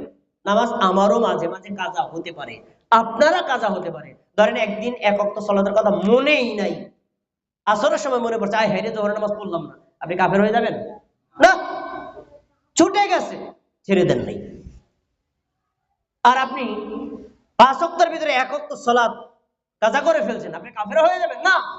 কিন্তু কন্টিনিউ 1 সপ্তাহ 1 মাস আপনি কন্টিনিউ সালাত আদায় করছেন না, তাদের ব্যাপারে সকল সাহাবীর ঐক্যমত ফতোয়া আমি রেফারেন্স সহকারে বলছি। দেখুন সুনানে তিরমিজি হাদিস নাম্বার 2622, কানা আসহাবু মুহাম্মাদিন সাল্লাল্লাহু আলাইহি ওয়াসাল্লাম লা ইয়ারাউনা শাইআন মিনাল আমালি তারকুহু কুফরুন গায়রাস সালাত। কাউকে চা দিয়েন না, কাউকে চা দিয়েন না। এইসব কথার মধ্যে চা দিলে কথাগুলো হারায় যাবে। সব সাহাবীদের ঐক্যমত ফতোয়া, যদি কোনো ব্যক্তি রোজা না করে সাহাবীগণ তাদেরকে কাফের মনে করতেন না। যদি কোনো ব্যক্তি হজ না করে তাহলে তাদেরকে কাফের মনে করতেন না। যদি কোনো ব্যক্তি যাকাত আদায় না করে তাদেরকে কাফের মনে করতেন না। যদি কোনো ব্যক্তি পর্দা না করে তাহলে তাদেরকে কাফের মনে করতেন না। কেন? এটা সময় সাপেক্ষ ইবাদত। যাকাত কি প্রতিদিন আদায় করা লাগে? সিয়াম কি প্রতিদিন আদায় করা লাগে? হজ কি প্রতিদিন আদায় করা লাগে? না। এটা হয়তো সে এখন আদায় করে নাই, পরে করবে। আজকে বছর হজ করলাম না, পরের বছর করলাম, এজন্য আপনি আমাকে কাফের বলতে পারবেন না। কিন্তু বলছেন কেউ যদি সালাত ছেড়ে দিত, সব সাহাবী মনে করতেন সে ইসলাম থেকে বোল্ড আউট হয়ে গেছে। তারকুহু কুফরুন গায়রাস সালাত, সালাত ছেড়ে দিলে সব সাহাবীর ঐক্যমত এই লোকটার মুসলমান নাই। এই জন্য সাহাবীদের জমানায়, রাসূলের জমানায় যারা টাটকা মুনাফিক তারাও 5 ওয়াক্ত নামাজ জামাতে পড়তো। কেন নামাজ পড়তো? কেন? সাহাবীদের সবাই জানতো নামাজ না বললে তো লোকটা মুনাফিক। ও তো বলছে আমি মুসলমান, কিন্তু আসলে মুসলমান না। মুসলমান যে এটা প্রমাণ করবে কি দিয়া? 5 ওয়াক্ত নামাজ পড়তো। মনের ভিতরে ইসলাম নাই, ঈমান নাই। মুনাফিকরাও নামাজ পড়তো কেন? যদি কেউ মনে না করতে পারে আমি কাফের হয়ে গেছি। তাহলে হাদিসে স্পষ্ট, বেনামাজি যদি কন্টিনিউ নামাজ না পড়ে তার পরিণতি কুফরি, কুফরুন। আর এই কাজটা যে করে তার ইসমে ফাইলের সিগা হলো ফাহুয়া কাফিরুন, কাফের। তাহলে সালাত পরিত্যাগ করা কত বড় ভয়ঙ্কর অপরাধ! এর চাইতে ভয়ঙ্কর অপরাধ ইসলামী শরীয়তে কমই আছে। আমরা কি ভয়ঙ্কর অপরাধ এখন থেকে করব না ছাড়বো? আমরা কি এখন থেকে সালাতের ব্যাপারে যত্ন হবো তো ইনশাআল্লাহ? সালাত না আদায় করার কি পরিণতি তার আরেকটা হাদিস বলে আমি সালাতের পদ্ধতি সম্পর্কে কিছু কথা বলবো। খেয়াল করে শুনতে হবে, শেষের দিকে খেয়াল করে শুনুন। হ্যাঁ, খুব মনোযোগ দিয়ে শোনার কথা। যদি কোনো ব্যক্তি সালাত কন্টিনিউ আদায় না করে, একটানা না পড়ে, 1 বছর 6 মাস, 1 মাস, 1 সপ্তাহ এইভাবে আদায় না করে, মাঝে মাঝে পড়ছে মাঝে মাঝে পড়ে না, আল্লাহ তাকে ক্ষমা করুক, এটা আমরা চাই, ক্ষমা হতে পারে। কন্টিনিউ না পড়ে, তাহলে তার পরিণতি কি? মুসনাদে আহমদ বড় এক হাদিসের কিতাব, সেখানে রাসূলুল্লাহ সাল্লাল্লাহু আলাইহি ওয়াসাল্লাম তার ব্যাপারে অত্যন্ত ভয়ঙ্কর কথা বলেছেন। আন্নান নবী সাল্লাল্লাহু আলাইহি ওয়াসাল্লাম যাকারা সালাত, আল্লাহ রাসূল সাল্লাল্লাহু আলাইহি ওয়াসাল্লাম সাহাবীদের সামনে একদিন ফরজ সালাতের গুরুত্ব নিয়ে আলোচনা করছিলেন, ফজিলত নিয়ে আলোচনা করছিলেন। আলোচনার মধ্যে তিনি বললেন, মান হাফাযা আলাইহা, আমার উম্মতের মধ্যে যে নারী যে পুরুষ সালাতের হেফাজত করবে, মানে ফরজ সালাত ঠিকমতো আদায় করবে, কানাত লাহু নূরুন ওয়া বুরহানুন ওয়া নাজাতু ইয়াউমাল কিয়ামাহ, সালাত আদায় করলে এই সালাত কিয়ামতের দিন তার জন্য নূর হয়ে যাবে। সুবহানাল্লাহ। নূর মানে আলো। কিয়ামতের দিন অন্ধকার, অন্ধকার থেকে বাঁচার একটা লাইট আছে, লাইটের নাম কি? সালাত। বলেন সালাত 1 নম্বর। 2 নম্বর, অপরাহান, সে যে বেঈমান ছিল না, সে যে মুসলমান ছিল, তার প্রমাণ তার কপালে হাতে পায়ে লেখা থাকবে না, সালাত হলো তার প্রমাণ। সে সালাত আদায় করেছে, তার মানে লোকটা মুমিন আর মুসলমান ছিল। তাহলে সালাত হলো 2 নম্বর, তার দলিল মানে প্রমাণ। 3 নম্বর, ওয়ানাজাতান, যে ব্যক্তি সালাত আদায় করেছে ওই ব্যক্তি জাহান্নাম থেকে মুক্তি পেয়ে যাবে। সুবহানাল্লাহ। সালাত আদায় করলে আল্লাহর পক্ষ থেকে নূর পাওয়া যাবে, সালাত আদায় করলে তার পক্ষে একটা দলিল হবে, সালাত আদায় করলে জাহান্নাম থেকে মুক্তি পাবে। এবার এর বিপরীত রাসূলুল্লাহ সাল্লাল্লাহু আলাইহি ওয়াসাল্লাম বলেন, ওয়ামান লাম ইউহাফিজ আলাইহা, যে নারী যে পুরুষ সালাতের হেফাজত করে না, সালাত আদায় করে না, ফালাইসা লাহু নূরুন, ওর জন্য থাকবে না কোনো নূর, ওয়ালা বুরহানুন, ওর জন্য থাকবে না কোনো প্রমাণ, ওয়ালা নাজাতি ইয়াউমাল কিয়ামাহ, কিয়ামতের দিন এই ব্যক্তি জাহান্নাম থেকে মুক্তিও পাবে না। এতটুকু কথা বুঝতে পারছেন? এবার একটা কঠিন কথা বলবো, একদম ভয়ঙ্কর কথা, কঠিন কথা। ভয়ঙ্কর কথা কি?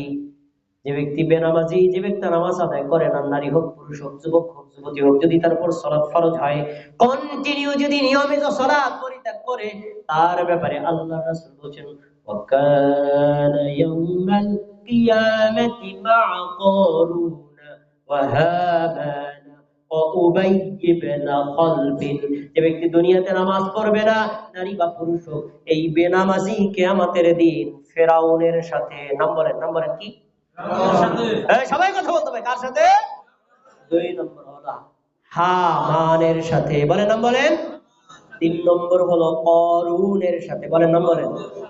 3 জন হলো পাক্কা মুমিন, তাই না? কি এই 3 জন নিশ্চিত জান্নাতে গেছে, তাই না?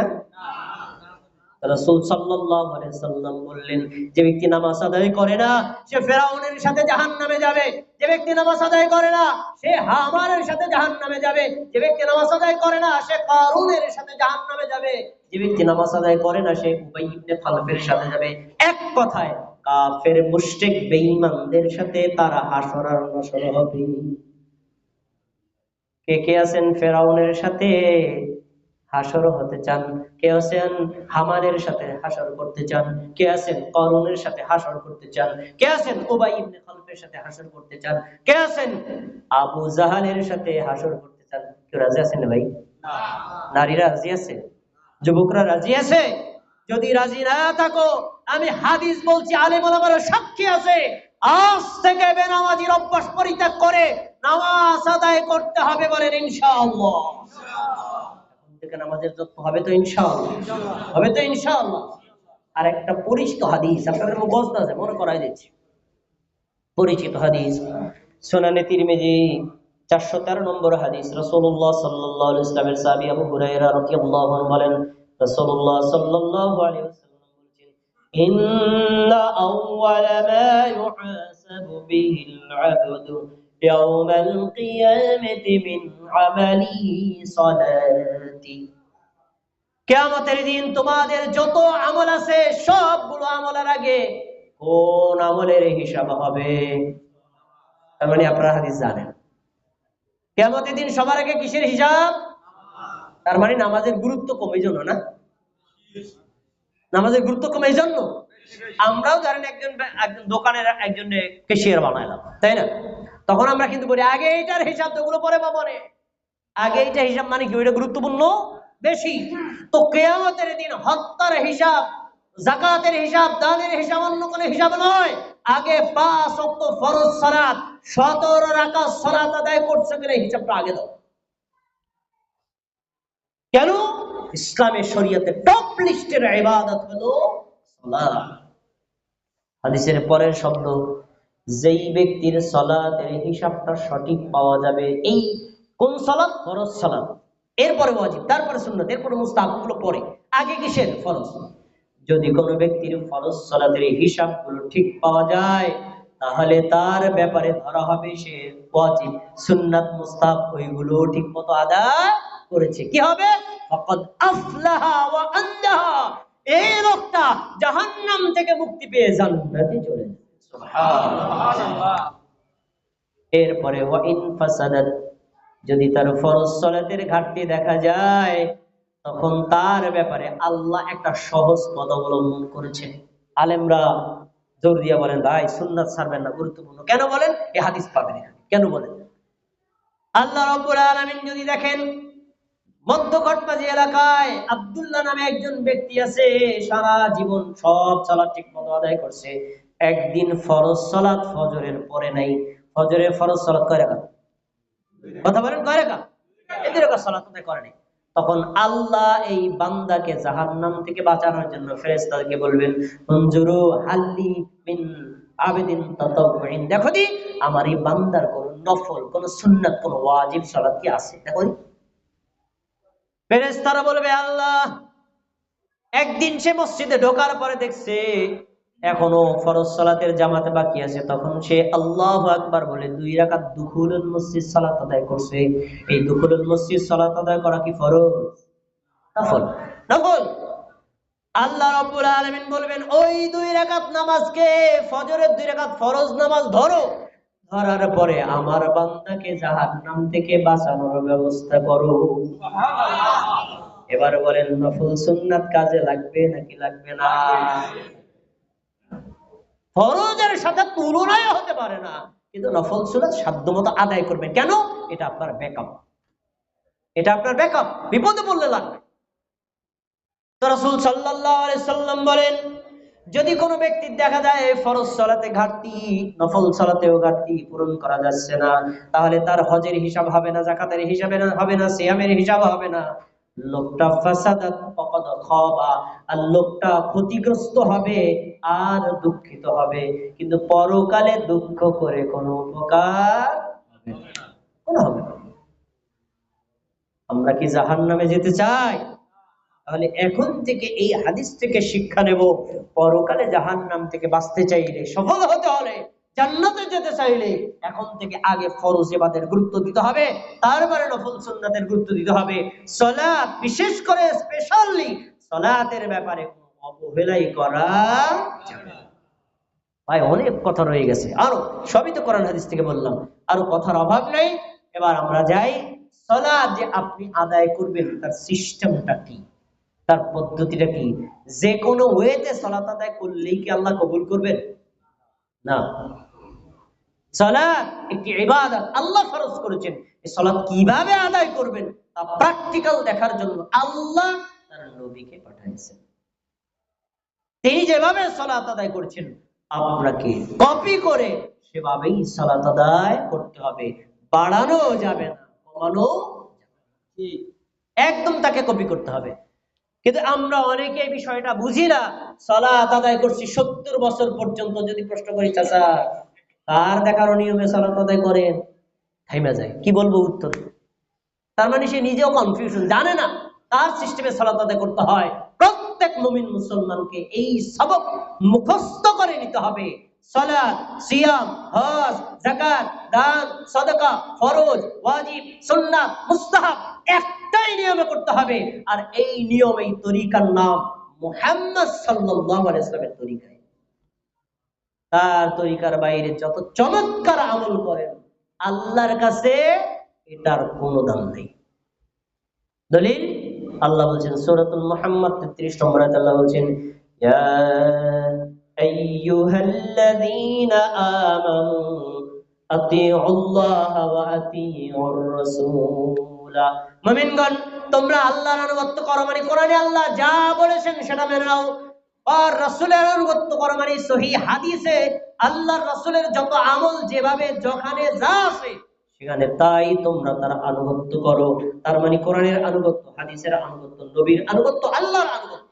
এরপরে বলছেন ওয়ালা তুবতিলু আমালাকুম, তোমরা তোমাদের আমলগুলো বাতিল করে দিও না। মানে কি, কেউ যদি আল্লাহর আনুগত্যের বাইরে কোনো ইবাদত করে তার আমল রিজেক্টেড। কেউ যদি নবীর তরিকার বাইরে কোনো সিস্টেমে আমল করে তার আমলটাও আল্লাহ বাতিল করে দিবে। আমল করবেন, সময় যাবে, কষ্ট হবে, অর্থ যাবে, কিন্তু পরকালে কোনো নেকি পাওয়া। ইসলামী শরিয়াতে ইবাদতের তরিকা কয়টা? ইবাদতের তরিকা কয়টা? কি সবার জানা নাই? ইবাদতের তরিকা কয়টা? এক তরিকা ইবাদত করতে হবে ইসলামী শরিয়াতে, আর কোন তরিকা এলাও না। দলিল কি? আপনার সামনে আয়াত, আপনার মুখস্থ আছে, ভাবেন নাই করেন। সূরা আলে ইমরানের 31 নম্বর আয়াত খুললে দেখেন আল্লাহ কি বলছেন, কুল ইন কুনতুম তুহিব্বুনাল্লাহা ফাত্তাবিউনি।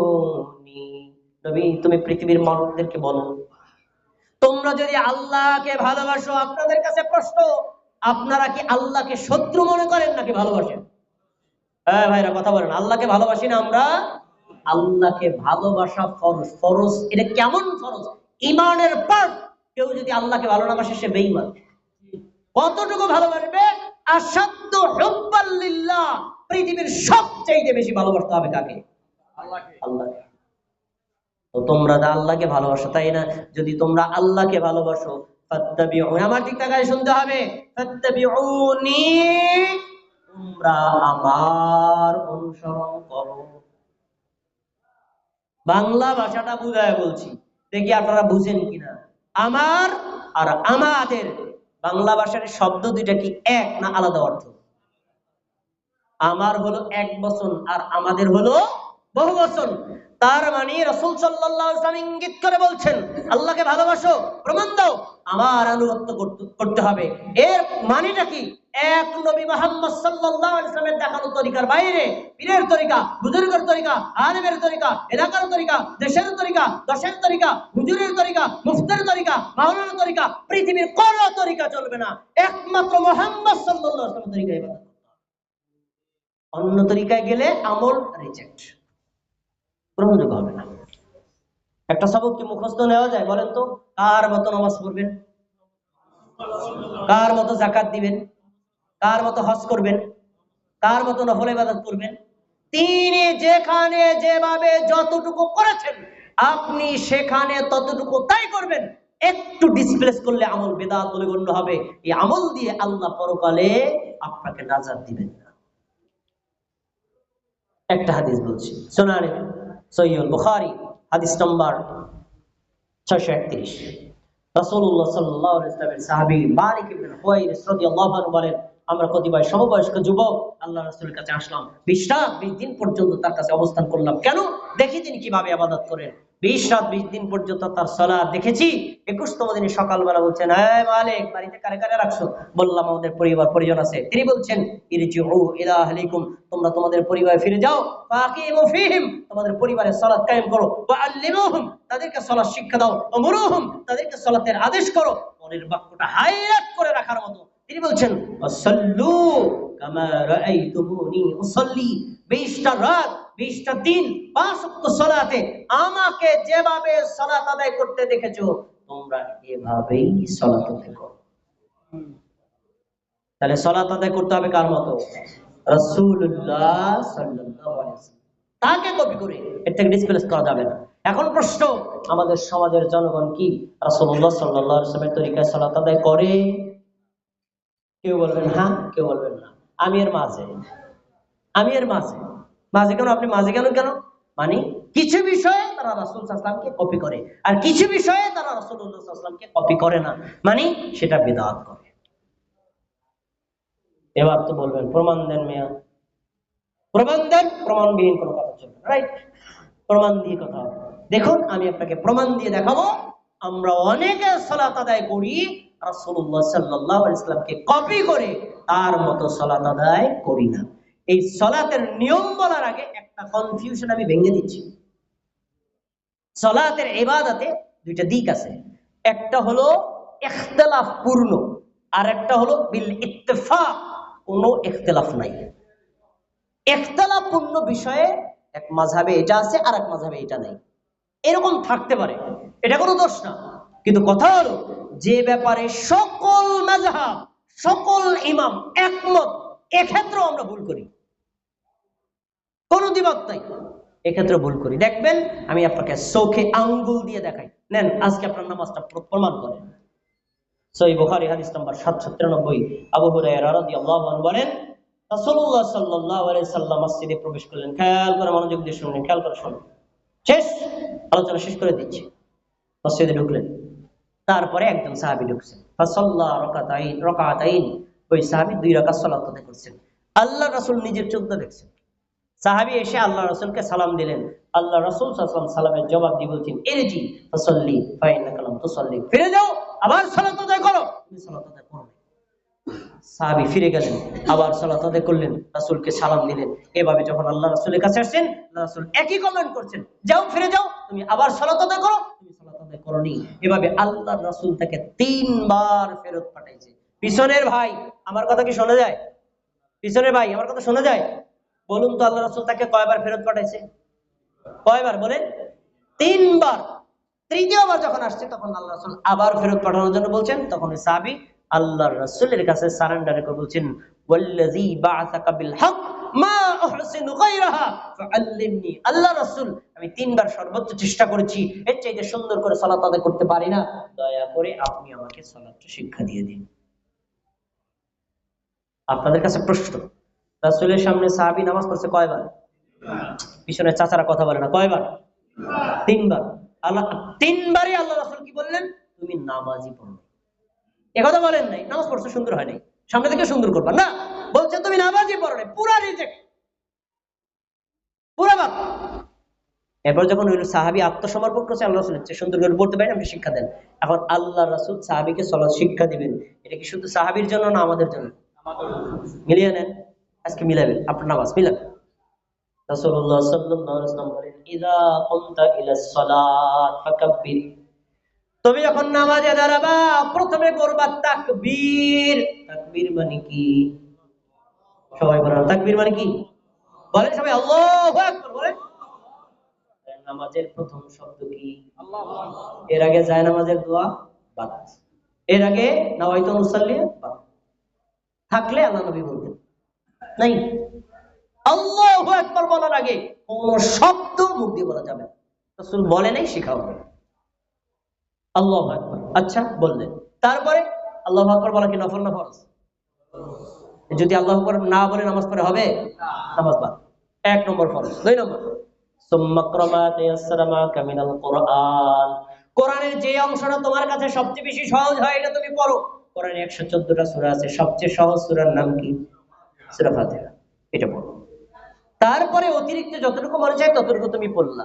2টা দল, একটা হলো তাকবীর, আমরা তাকবীর দেই না, আল্লাহু আকবার বলি না, বললাম। 2 নম্বর আমরা সূরা ফাতিহা পড়ি না, বললাম। 3 নম্বরে যান সুম্মারকা, তারপরে তোমরা রুকু করো। এই ভাই আপনারা রুকু করেন নাকি করেন না? 3টা করছেন। এবার 4র্থ নাম্বার আপনাকে টেস্ট করা হবে কয়জনে করেন। আমি কিন্তু রাসূলের তরিকা বলছি, কারো তরিকা না, তিনি যা বলছেন তাই। তিনি বলছেন রুকু তো করলে হবে না, হাত্তা তাতমাইন্না রাকিআন, রুকুতে শান্ত শিষ্টতা ধীর স্থিরতা অবলম্বন করো। রুকু করা ফরজ, রুকুতে শান্ত হওয়া আলাদা ফরজ। এখন আপনার কাছে প্রশ্ন, আমাদের সমাজের মানুষ আল্লাহু আকবার সুবহানাল্লাহ সামিআল্লাহু লিমান হামিদা আল্লাহু আকবার এই টাইপের তাড়াহুড়া করা মুসল্লি মধ্যঘট মাঝিতে নাই, তাহলে তার সালাতের সাথে রাসূলের সালাতের মিল আছে না? মিল আছে না। তিনি কি বলছেন? হাত্তা তাতমাইন্না রাকিআন, কিভাবে শান্তশিষ্টভাবে রুকু করবেন? আপনি আল্লাহু আকবার বলে রুকুতে যাবেন, দুই হাত হাঁটুর উপর রাখবেন, মাথা মাজা পিঠ সমান বরাবর রাখবেন, স্থির হওয়ার পরে বলবেন সুবহান রাব্বিয়াল আযীম, সুবহান রাব্বিয়াল আযীম, সুবহান রাব্বিয়াল আযীম। শান্তশিষ্টভাবে বলবেন, কোন তাড়াহুড়া করলে আপনার রুকু কমপ্লিট হবে না। এটা আমরা রিজেক্ট করি, রাসূলের সাথে মিল নাই। পরে সোমবার তারপরে তুমি রুকু থেকে মাথা তোলো। রুকু থেকে মাথা আমরা তুলি নাকি তুলি না? এবার আমার চাচাদেরকে ধরবো, ইয়ং বাইরে থাকে, চুপ থাকে, চাচাদেরকে ধরবো। রুকু থেকে মাথা তোলেন, এরকম আংশিক মাথা তোলা মুসল্লি নাই? দেখেন, আমি আপনি দেখাই, এই যে রুকু করছি, তাই না? এই রুকু করলাম, আচ্ছা। এবার দেখেন কিছু আমার চাচা দাদারা আছে এইটুকুর মাথা তোলার পরে আবার সিজদায় চলে যায়। এমন মুসল্লি এই মসজিদে নাই। আছে? তাদের জন্য হাদিস, সুম্মা রফা, তারপরে তুমি রুকু থেকে মাথা তোলো। মাথা শুধু তুললেই হবে না, হাত্তা তাতমাইন্না কায়িমান, প্রশান্ত চিত্তভাবে দাঁড়িয়ে যাও। মাথা মাজা গলা পিঠ পা সমান বরাবর হবে। একটু যদি অ্যাঙ্গেল হয় রুকু কমপ্লিট হয় নাই। হাদিস বলছি, একটা হাদিসের একটা শব্দ রিজেক্ট করা পাওয়ার কারণে পূর্ণভাবে দাঁড়াতে হবে। এখানে একটা দোয়া আছে, দোয়া কি কেউ জানেনি? আমি বলি সামি আল্লাহু লিমান হামিদা, তারপর আপনারা কি বলবেন? আর একটু বাড়াইয়া কেউ বলেন নাকি? এটা বলা উচিত আর ইমামদের সময় দেওয়া উচিত, কিন্তু দুঃখের বিষয় ইমামরা তাড়াহুড়া করে, মুসল্লিরা বলতে পারে না, আবার অনেক মুসল্লিরা এটা জানেও না। জানা উচিত। রাসূল সাল্লাল্লাহু আলাইহি ওয়াসাল্লাম একদিন জামাতের সাথে সালাত আদায় করছেন, পিছনে এক মুসল্লি, রাসূল যখন বললেন সামি আল্লাহু লিমান হামিদা, তিনি উচ্চ স্বরে বললেন রব্বানা ওয়া লাকাল হামদ হামদান কাসীরান তাইয়্যিবান মুবারাকান ফি। রাসূল সাল্লাল্লাহু আলাইহি ওয়াসাল্লাম সালাম ফিরে বলছেন মানিল মুতাকাল্লিম, এই উচ্চস্বরে বাক্যগুলো কে বলেছিল? সাহাবী মনে করছে ভুল হয়ে গেছে, তিনি আবার জিজ্ঞেস করছেন কে বলছেন? তখন বলছে আনা ইয়া রাসূলুল্লাহ। আল্লাহর রাসূল বললেন সাহাবী তুমি দেখো না, আমি দেখি, আমি দেখলাম 30 জন ফেরেশতা প্রতিযোগিতা করতেছে, তোমার এই বাক্যগুলোর নেকি লিখে কে আল্লাহর আগে পৌঁছে যাবে? আল্লাহর রসে কে আগে যাবে প্রতিযোগিতা করতেছে। এই দোয়াটা কি খারাপ? ভালো। বলা উচিত না? ইমামদের সময় দেওয়া উচিত না? এতে কি হয়? প্রশান্ত চিত্তভাবে দাঁড়ানো হয়। এরপরে যান সিজদায়। সুম্মাসজুদ, আমরা সিজদা করি না কি করি না? করি। পরেরটাকে করেন, আমি একটু ট্রাই করি। হাত্তা তাতমাইন্না সাজিদান, শুধু সিজদা করলেই হবে না। কিভাবে সিজদা করবেন? দুই হাত, দুই হাঁটু, দুই পা আর নাক আর কপাল, 8টা অঙ্গ জমিনের সাথে মিলানো থাকবে। একটা অঙ্গ যদি জমিন থেকে উপরে থাকে, সিজদার শুরু থেকে শেষ পর্যন্ত সিজদা বাতিল। অনেকে আছে কপাল মিলায় নাক মিলায় না, এমন আছে না? অনেকে আছে কপাল নাক হাঁটু মিলায় পা দুইটা আসমানে উঠে আছে, হবে না, সালাত হবে না। নবী সাল্লাল্লাহু আলাইহি ওয়াসাল্লাম বলছেন উমিরতু আন আসজুদা আলা সাবআতি আ'যা, আল্লাহর রাসূল সাল্লাল্লাহু আলাইহি ওয়াসাল্লাম বলছেন আমাকে আদেশ করা হয়েছে আমি যেন 7টি অঙ্গে সাজদা দেই। এই 7টি অঙ্গের চেহারা তিনি ব্যাখ্যা করেছেন, নাক আর কপাল টোটাল মিলিয়ে 8টা অঙ্গ। একটা অঙ্গ যদি সিজদার শুরু থেকে শেষ পর্যন্ত উপরে থাকে সিজদা বাতিল, হবে না। এরপরে সিজদা করলেন সুবহানাল্লাহ সুবহানাল্লাহ সুবহানাল্লাহ আল্লাহু আকবার আল্লাহু আকবার সুবহানাল্লাহ। তাড়াহুড়া করা মুসল্লি আছে না নাই? এই ব্যক্তি তো প্রশান্ত চিত্ততা অবলম্বন করলো না। এবার দুই সিজদার মাঝখানে কোন ভাইরা দেখুন, সুম্মা রফা, তারপরে তুমি সিজদা থেকে মাথা তোলো। 90 ডিগ্রিতে অ্যাঙ্গেলে মাথা তোলা মুসল্লি আমাদের এলাকায় আছে না? ইমামরাও আছে, আলেমরাও আছে, আমিও আছি, কারে বাদ দেব? কিছু চিকন চালাক মানুষ আছে সমাজে বসবাস করবেন, দেখবেন এই চিন্তা করে একটা সিজদা দিছি আর একটা সিজদা তো দেওয়াই লাগে, পুরো টান হওয়ার দরকার কি? এক সিজদা দিয়ে আংশিক মাথা তুলে আবার সিজদায় চলে যায়, এমন মুসল্লি কি আছে না নাই? তার ব্যাপারে আল্লাহ রাসূল বলছেন হাত্তা হাত্তা তারফা কাইমান, না হাত্তা তাতাদিলা জালিসান, প্রশান্ত চিত্তভাবে বসে যাও, মাথা মাজা এবং পিঠ সমান বরাবর হবে। একটু অ্যাঙ্গেল হলে আপনার সিজদা কমপ্লিট হবে না। দুই সিজদার মাঝখানে দোয়া আছে জানেন? দোয়া আছে জানেন? জানবেন কিভাবে? আমাদের দেশের হুজুররা তো করে না, ইমাম তো আমরা, আমরা যদি মুসল্লিদেরকে একটু সময় নিয়ে করি, তখন ওনাদেরকে শিক্ষা না দিলেও বলবে, হুজুর 2 সেজদার মাঝখানে একটু দেরি করলেন, কি পড়েন? তখন তিনি জিজ্ঞেস করলে আপনি বলে দিতে পারতেন। কিন্তু আমরাও শিখাই না, টাইমও আমি দেই না। রাসূল সাল্লাল্লাহু আলাইহি ওয়াসাল্লাম 2টা দোয়ার কথা বলেছেন, একটা ছোট আর একটা বড়। নামাজের ফরজ নামাজের পরে মোনাজাত নিয়ে আমাদের দেশে খুব তাড়াহুড়া আছে।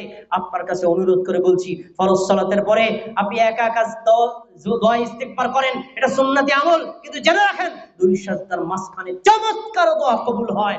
আল্লাহর রাসূলের শেখানো দোয়া, এর চাইতে উত্তম দোয়া আর হতে পারে না। দোয়া শোনেন, অর্থ শোনেন, আপনার কলিজা ফুটা হয়ে যাবে, এত সুন্দর দোয়া। ছোট দোয়া, রব্বি গফিরলি, রব্বি গফিরলি, আমার রব আমাকে ক্ষমা করেন, আমার রব আমাকে ক্ষমা করেন। অর্থ খারাপ না ভালো? এই দোয়াটা বললে কি আমাদের নেকি কমে যাবে? ইমামেরও পড়া উচিত, মুসল্লিদেরও পড়া উচিত। এটা ছোট। আর বড়টা কি? আল্লাহুম্মা গফিরলি ওয়ারহামনি ওয়াজবুরনি ওয়াহদিনি ওয়ারযুকনি ওয়াআফিনি। আল্লাহ আপনি আমাকে ক্ষমা করেন, আমাকে দয়া করেন, আমাকে সক্ষমতা দান করেন, আমাকে আপনি বিভিন্ন বিভিন্ন বিপদ থেকে উদ্ধার করেন, আমাকে রিজিক দান করেন, আমাকে হেদায়েত দান করেন। এই অর্থ কি ভালো না খারাপ? ভালো। পড়বে কারা? না, হুজুররা পড়বে না, কারা পড়বে? সবাই পড়বে। এই দোয়া সবার জন্য। একটা প্রশ্ন করতে পারেন, ভাই এটা নফল সালাতের জন্য, ফরজের না? এই প্রশ্ন না, সাহাবী নিজে বলছেন, আল্লাহর রাসূল এটা পড়তেন, আমি জিজ্ঞেস করতাম আল্লাহ রাসূল কি পড়লেন, তখন বলছে আমি এটা পড়ছি। তো সাহাবী যে জিজ্ঞেস করছেন কোন নামাজে দেখছেন? ফরজ নামাজে পড়তে দেখছেন। এটা সালাত, রাসূলুল্লাহ সাল্লাল্লাহু আলাইহি ওয়াসাল্লামের সিস্টেম। এই সিস্টেমকে ভায়োলেট করার মতো পাওয়ার কারণে করলে আপনার সালাত কবুল হবে না। শেষের দিকে রাসূল সাল্লাল্লাহু আলাইহি ওয়াসাল্লাম বলছেন, শোনো, এই যে সালাতের 14টা পয়েন্ট তোমাকে শিক্ষা দিলাম, সুম্মা ফাল ফি সালাতিকা কুল্লিহা, দ্বিতীয় রাকাত, তৃতীয় রাকাত, চতুর্থ রাকাত, প্রত্যেক রাকাত এইভাবেই আদায় করো। এভাবে যদি আদায় না করো, আল্লাহ রাসূল ওই সালাতকে যেভাবে রিজেক্ট করেছেন, তোমার সালাত হয় নাই, আবার আদায় করো। কিয়ামতের দিন আপনার এই সালাত দিয়ে আপনি জান্নাত পাবেন না, জাহান্নাম থেকে বাঁচতে পারবেন। আমরা এখন থেকে রাসূল সাল্লাল্লাহু আলাইহি ওয়াসাল্লামের শেখানো সিস্টেমে সালাত আদায় করতে রাজি আছি তো ইনশাআল্লাহ? ইনশাআল্লাহ করবেন তো ইনশাআল্লাহ? ইমামদের অনুরোধ, আলেমদের অনুরোধ, আপনারা একটু সময় দিবেন, আপনারাও পড়বেন। আর যারা মুসল্লির আছে তাদেরকেও অনুরোধ, আপনারা এই আমলগুলো করবেন। সবশেষ 2-4টা আমল বলে আলোচনা শেষ করছি। আমরা ফরজ সালাতে সালাম ফেরানোর পরে অনেকে তাড়াহুড়া করে চলে যাই, আবার অনেকে মোনাজাত করি, মোনাজাত করা না করা নিয়ে দ্বন্দ্ব আছে না নাই? এবার আপনারা ভাবতে পারেন, এই হুজুর কোন পক্ষে? আমার দেখতে ভাই, আমি কোন পক্ষে না, আমি নিউট্রাল। মোনাজাতের পক্ষেও না বিপক্ষেও না, কেন নিউট্রাল কেন? আমার কথা হলো, ফরজ সালাতের পরে আমার নবী কি করতেন আমি তাই করবো। ফরজ সালাতের পর যা করতেন তাই, কেউ করলেও করবো, না করলেও। এই আমার নিউট্রাল অবস্থা। দেখেন, আমাদের দেশে ফরজ সালাতের পরে আসর আর ফজরের সময় 3 তাসবিহ আমরা পড়ি, এটা পড়ি, কিন্তু বাকি 3 ওয়াক্ত পড়ি না।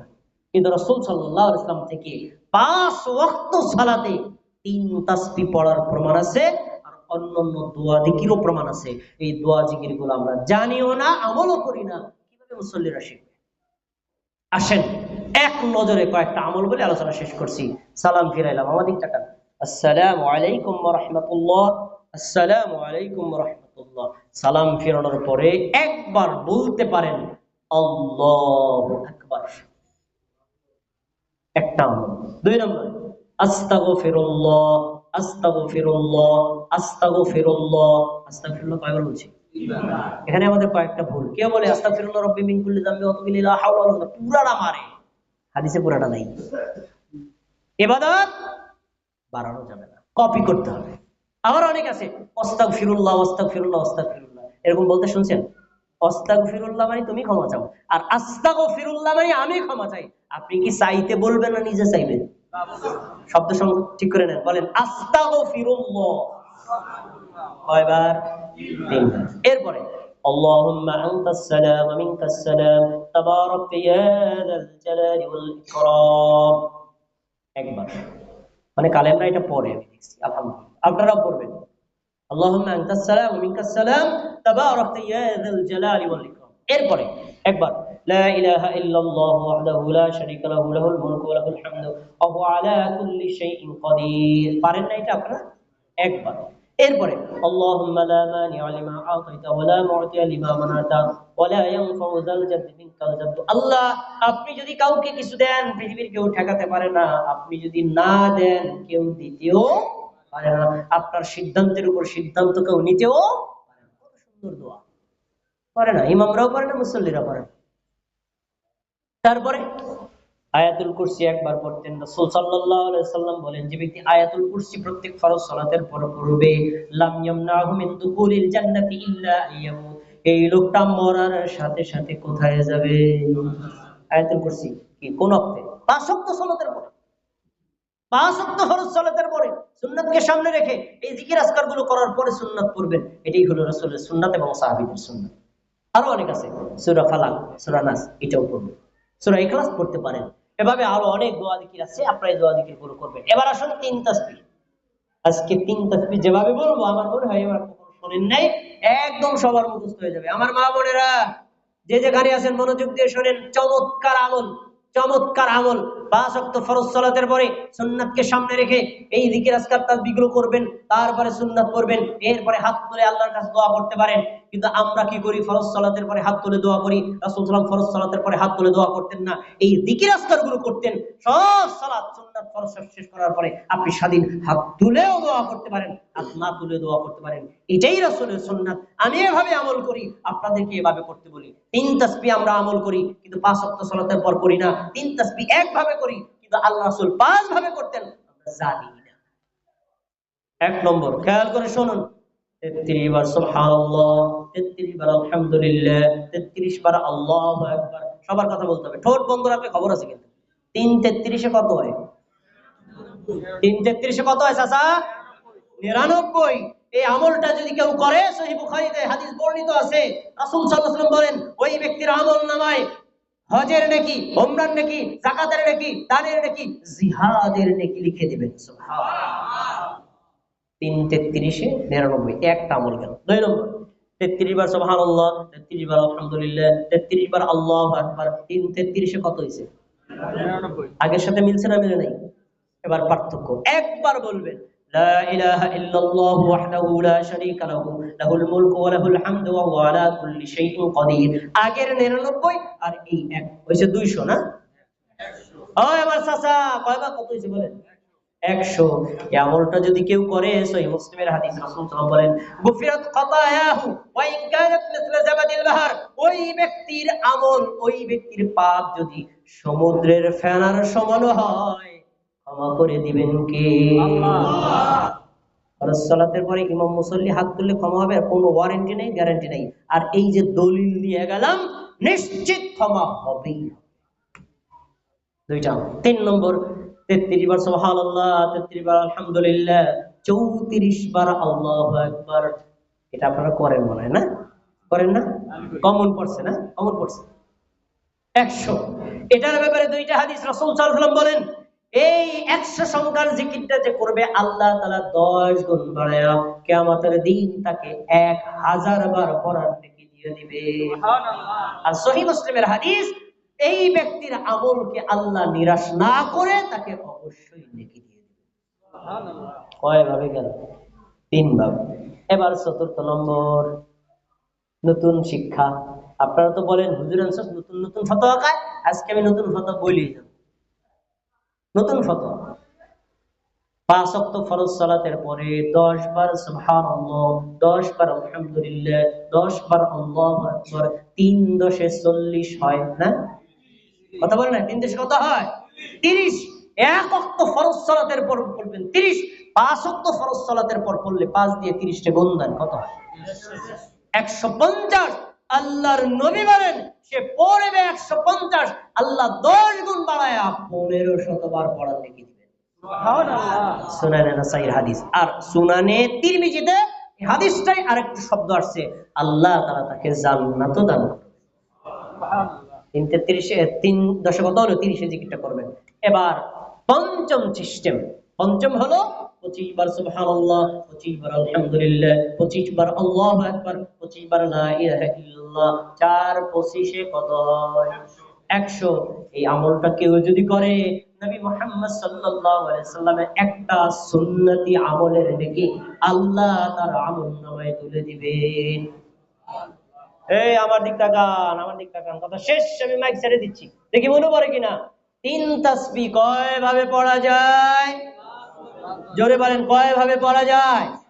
সময় থাকলে 5 ভাবেই পড়বেন, সময়ের অভাব আছে 5টার মধ্যে কোনটা বেশি আপনার কাছে ফজিলত মনে হয়েছে ওইটা পড়বেন। একেবারে সময় ব্যস্ত, বাস ছাইড়া দিতেছি, কৃষিকাজে যাওয়া লাগবে, অফিসে যাওয়া লাগবে, এত ব্যস্ত, সময় পান নাই, কমপক্ষে 5 ওয়াক্ত ফরজ সালাতের পরে 10 বার সুবহানাল্লাহ, 10 বার আলহামদুলিল্লাহ, 10 বার আল্লাহু আকবার, এই জিকিরটা পড়ে তারপরে সুন্নাতে দাঁড়াবেন, আর নাহলে কাজে যাবেন। কিন্তু এই জিকিরটা কমপক্ষে ছাড়বেন না ভাই। 10 বার সুবহানাল্লাহ, 10 বার আলহামদুলিল্লাহ, 10 বার আল্লাহু আকবার, এই জিকির করতে ঘন্টা আনি সময় লাগে না? 30 সেকেন্ডও লাগে না, আমি ট্রাই করে দিচ্ছি, 30 সেকেন্ডও লাগে না। এই জিকিরটাও যে করবে না, এরকম তো আসলে নেমো খারাপ। এত ফজিলত থাকতে এটাও যে করবে না, এই লোকটার আমি কি দিয়ে বুঝাবো? ভাইরা, এই আমলগুলো এখন থেকে আমরা করবো তো ইনশাআল্লাহ। আল্লাহ আমাদের তৌফিক দান করুন। আমি অনেক মা বোনদেরকে দেখছি, তারা আলোচনা শুনেছেন, তাদের জন্য একটা হাদিস বলে আলোচনা শেষ করছি। রাসূল সাল্লাল্লাহু আলাইহি ওয়াসাল্লাম নারীদের জন্য জান্নাতকে সহজ করেছেন আর পুরুষদের জন্য কঠিন করেছেন। তো জান্নাতে নারীরা বেশি না পুরুষ বেশি? ঠিক হয়, জান্নাতে নারী বেশি না পুরুষ বেশি? পুরুষ বেশি, পুরুষ বেশি। আর জাহান্নামে নারী বেশি। কিন্তু উল্টা সিস্টেম শুনবেন, পুরুষদের জন্য অল্প কর্মসূচিতে জান্নাতে যাবে, এটা কোরআনেও নেই, হাদিসেও নাই, অনেক কাজ। কিন্তু নারীদের জন্য মাত্র 4টা কাজ আল্লাহ রাসূল 4 দফা কর্মসূচি দিয়েছেন। 4 দফা কর্মসূচি আপনারা একটু মুখস্থ করে নিয়ে যান। আমার মা বোনেরা যারা আলোচনা শুনতেছেন, এখন একটু খেয়াল করে শুনুন। ইদা সাল্লাতিল মারআতু খামসাহা, কোন মুমিন নারী যদি 5 ওয়াক্ত সালাত আদায় করে, 1 নম্বর আমল। ওয়াসামাত শাহরাহা, রমজানের সিয়াম রাখে। এরপরে ওয়াহাসানাত ফারজাহা, যে নারী তার লজ্জাস্থানের হেফাজত করে, স্বামী ব্যতীত অন্য কারোর সাথে জেনায় লিপ্ত হয় না। কয়টা গেল? 3। 4 নম্বর ওয়াআতাআত বালাহা, যে নারী তার স্বামীর আনুগত্য করে। রাসূল সাল্লাল্লাহু আলাইহি ওয়াসাল্লাম বলেন, কিয়ামতের দিন আল্লাহ তাকে স্বাধীনতা দিবেন। এ ফাতেমা, জান্নাতের 8টা দরজা খুলছি, তোমার যেইটা মনে চায় ওটা দিয়ে এই জান্নাতে ঢুকে যাও। সুবহানাল্লাহ। জান্নাতে যাওয়ার কয় দফা কর্মসূচি? কয় দফা বলেন? এক নম্বরে 5 ওয়াক্ত নামাজ বলেন, 2 নম্বরে রমজান মাসের, 3 নম্বরে লজ্জাস্থানের। এই 3টা শুধু নারীরা করবে, পুরুষের দরকার নাই।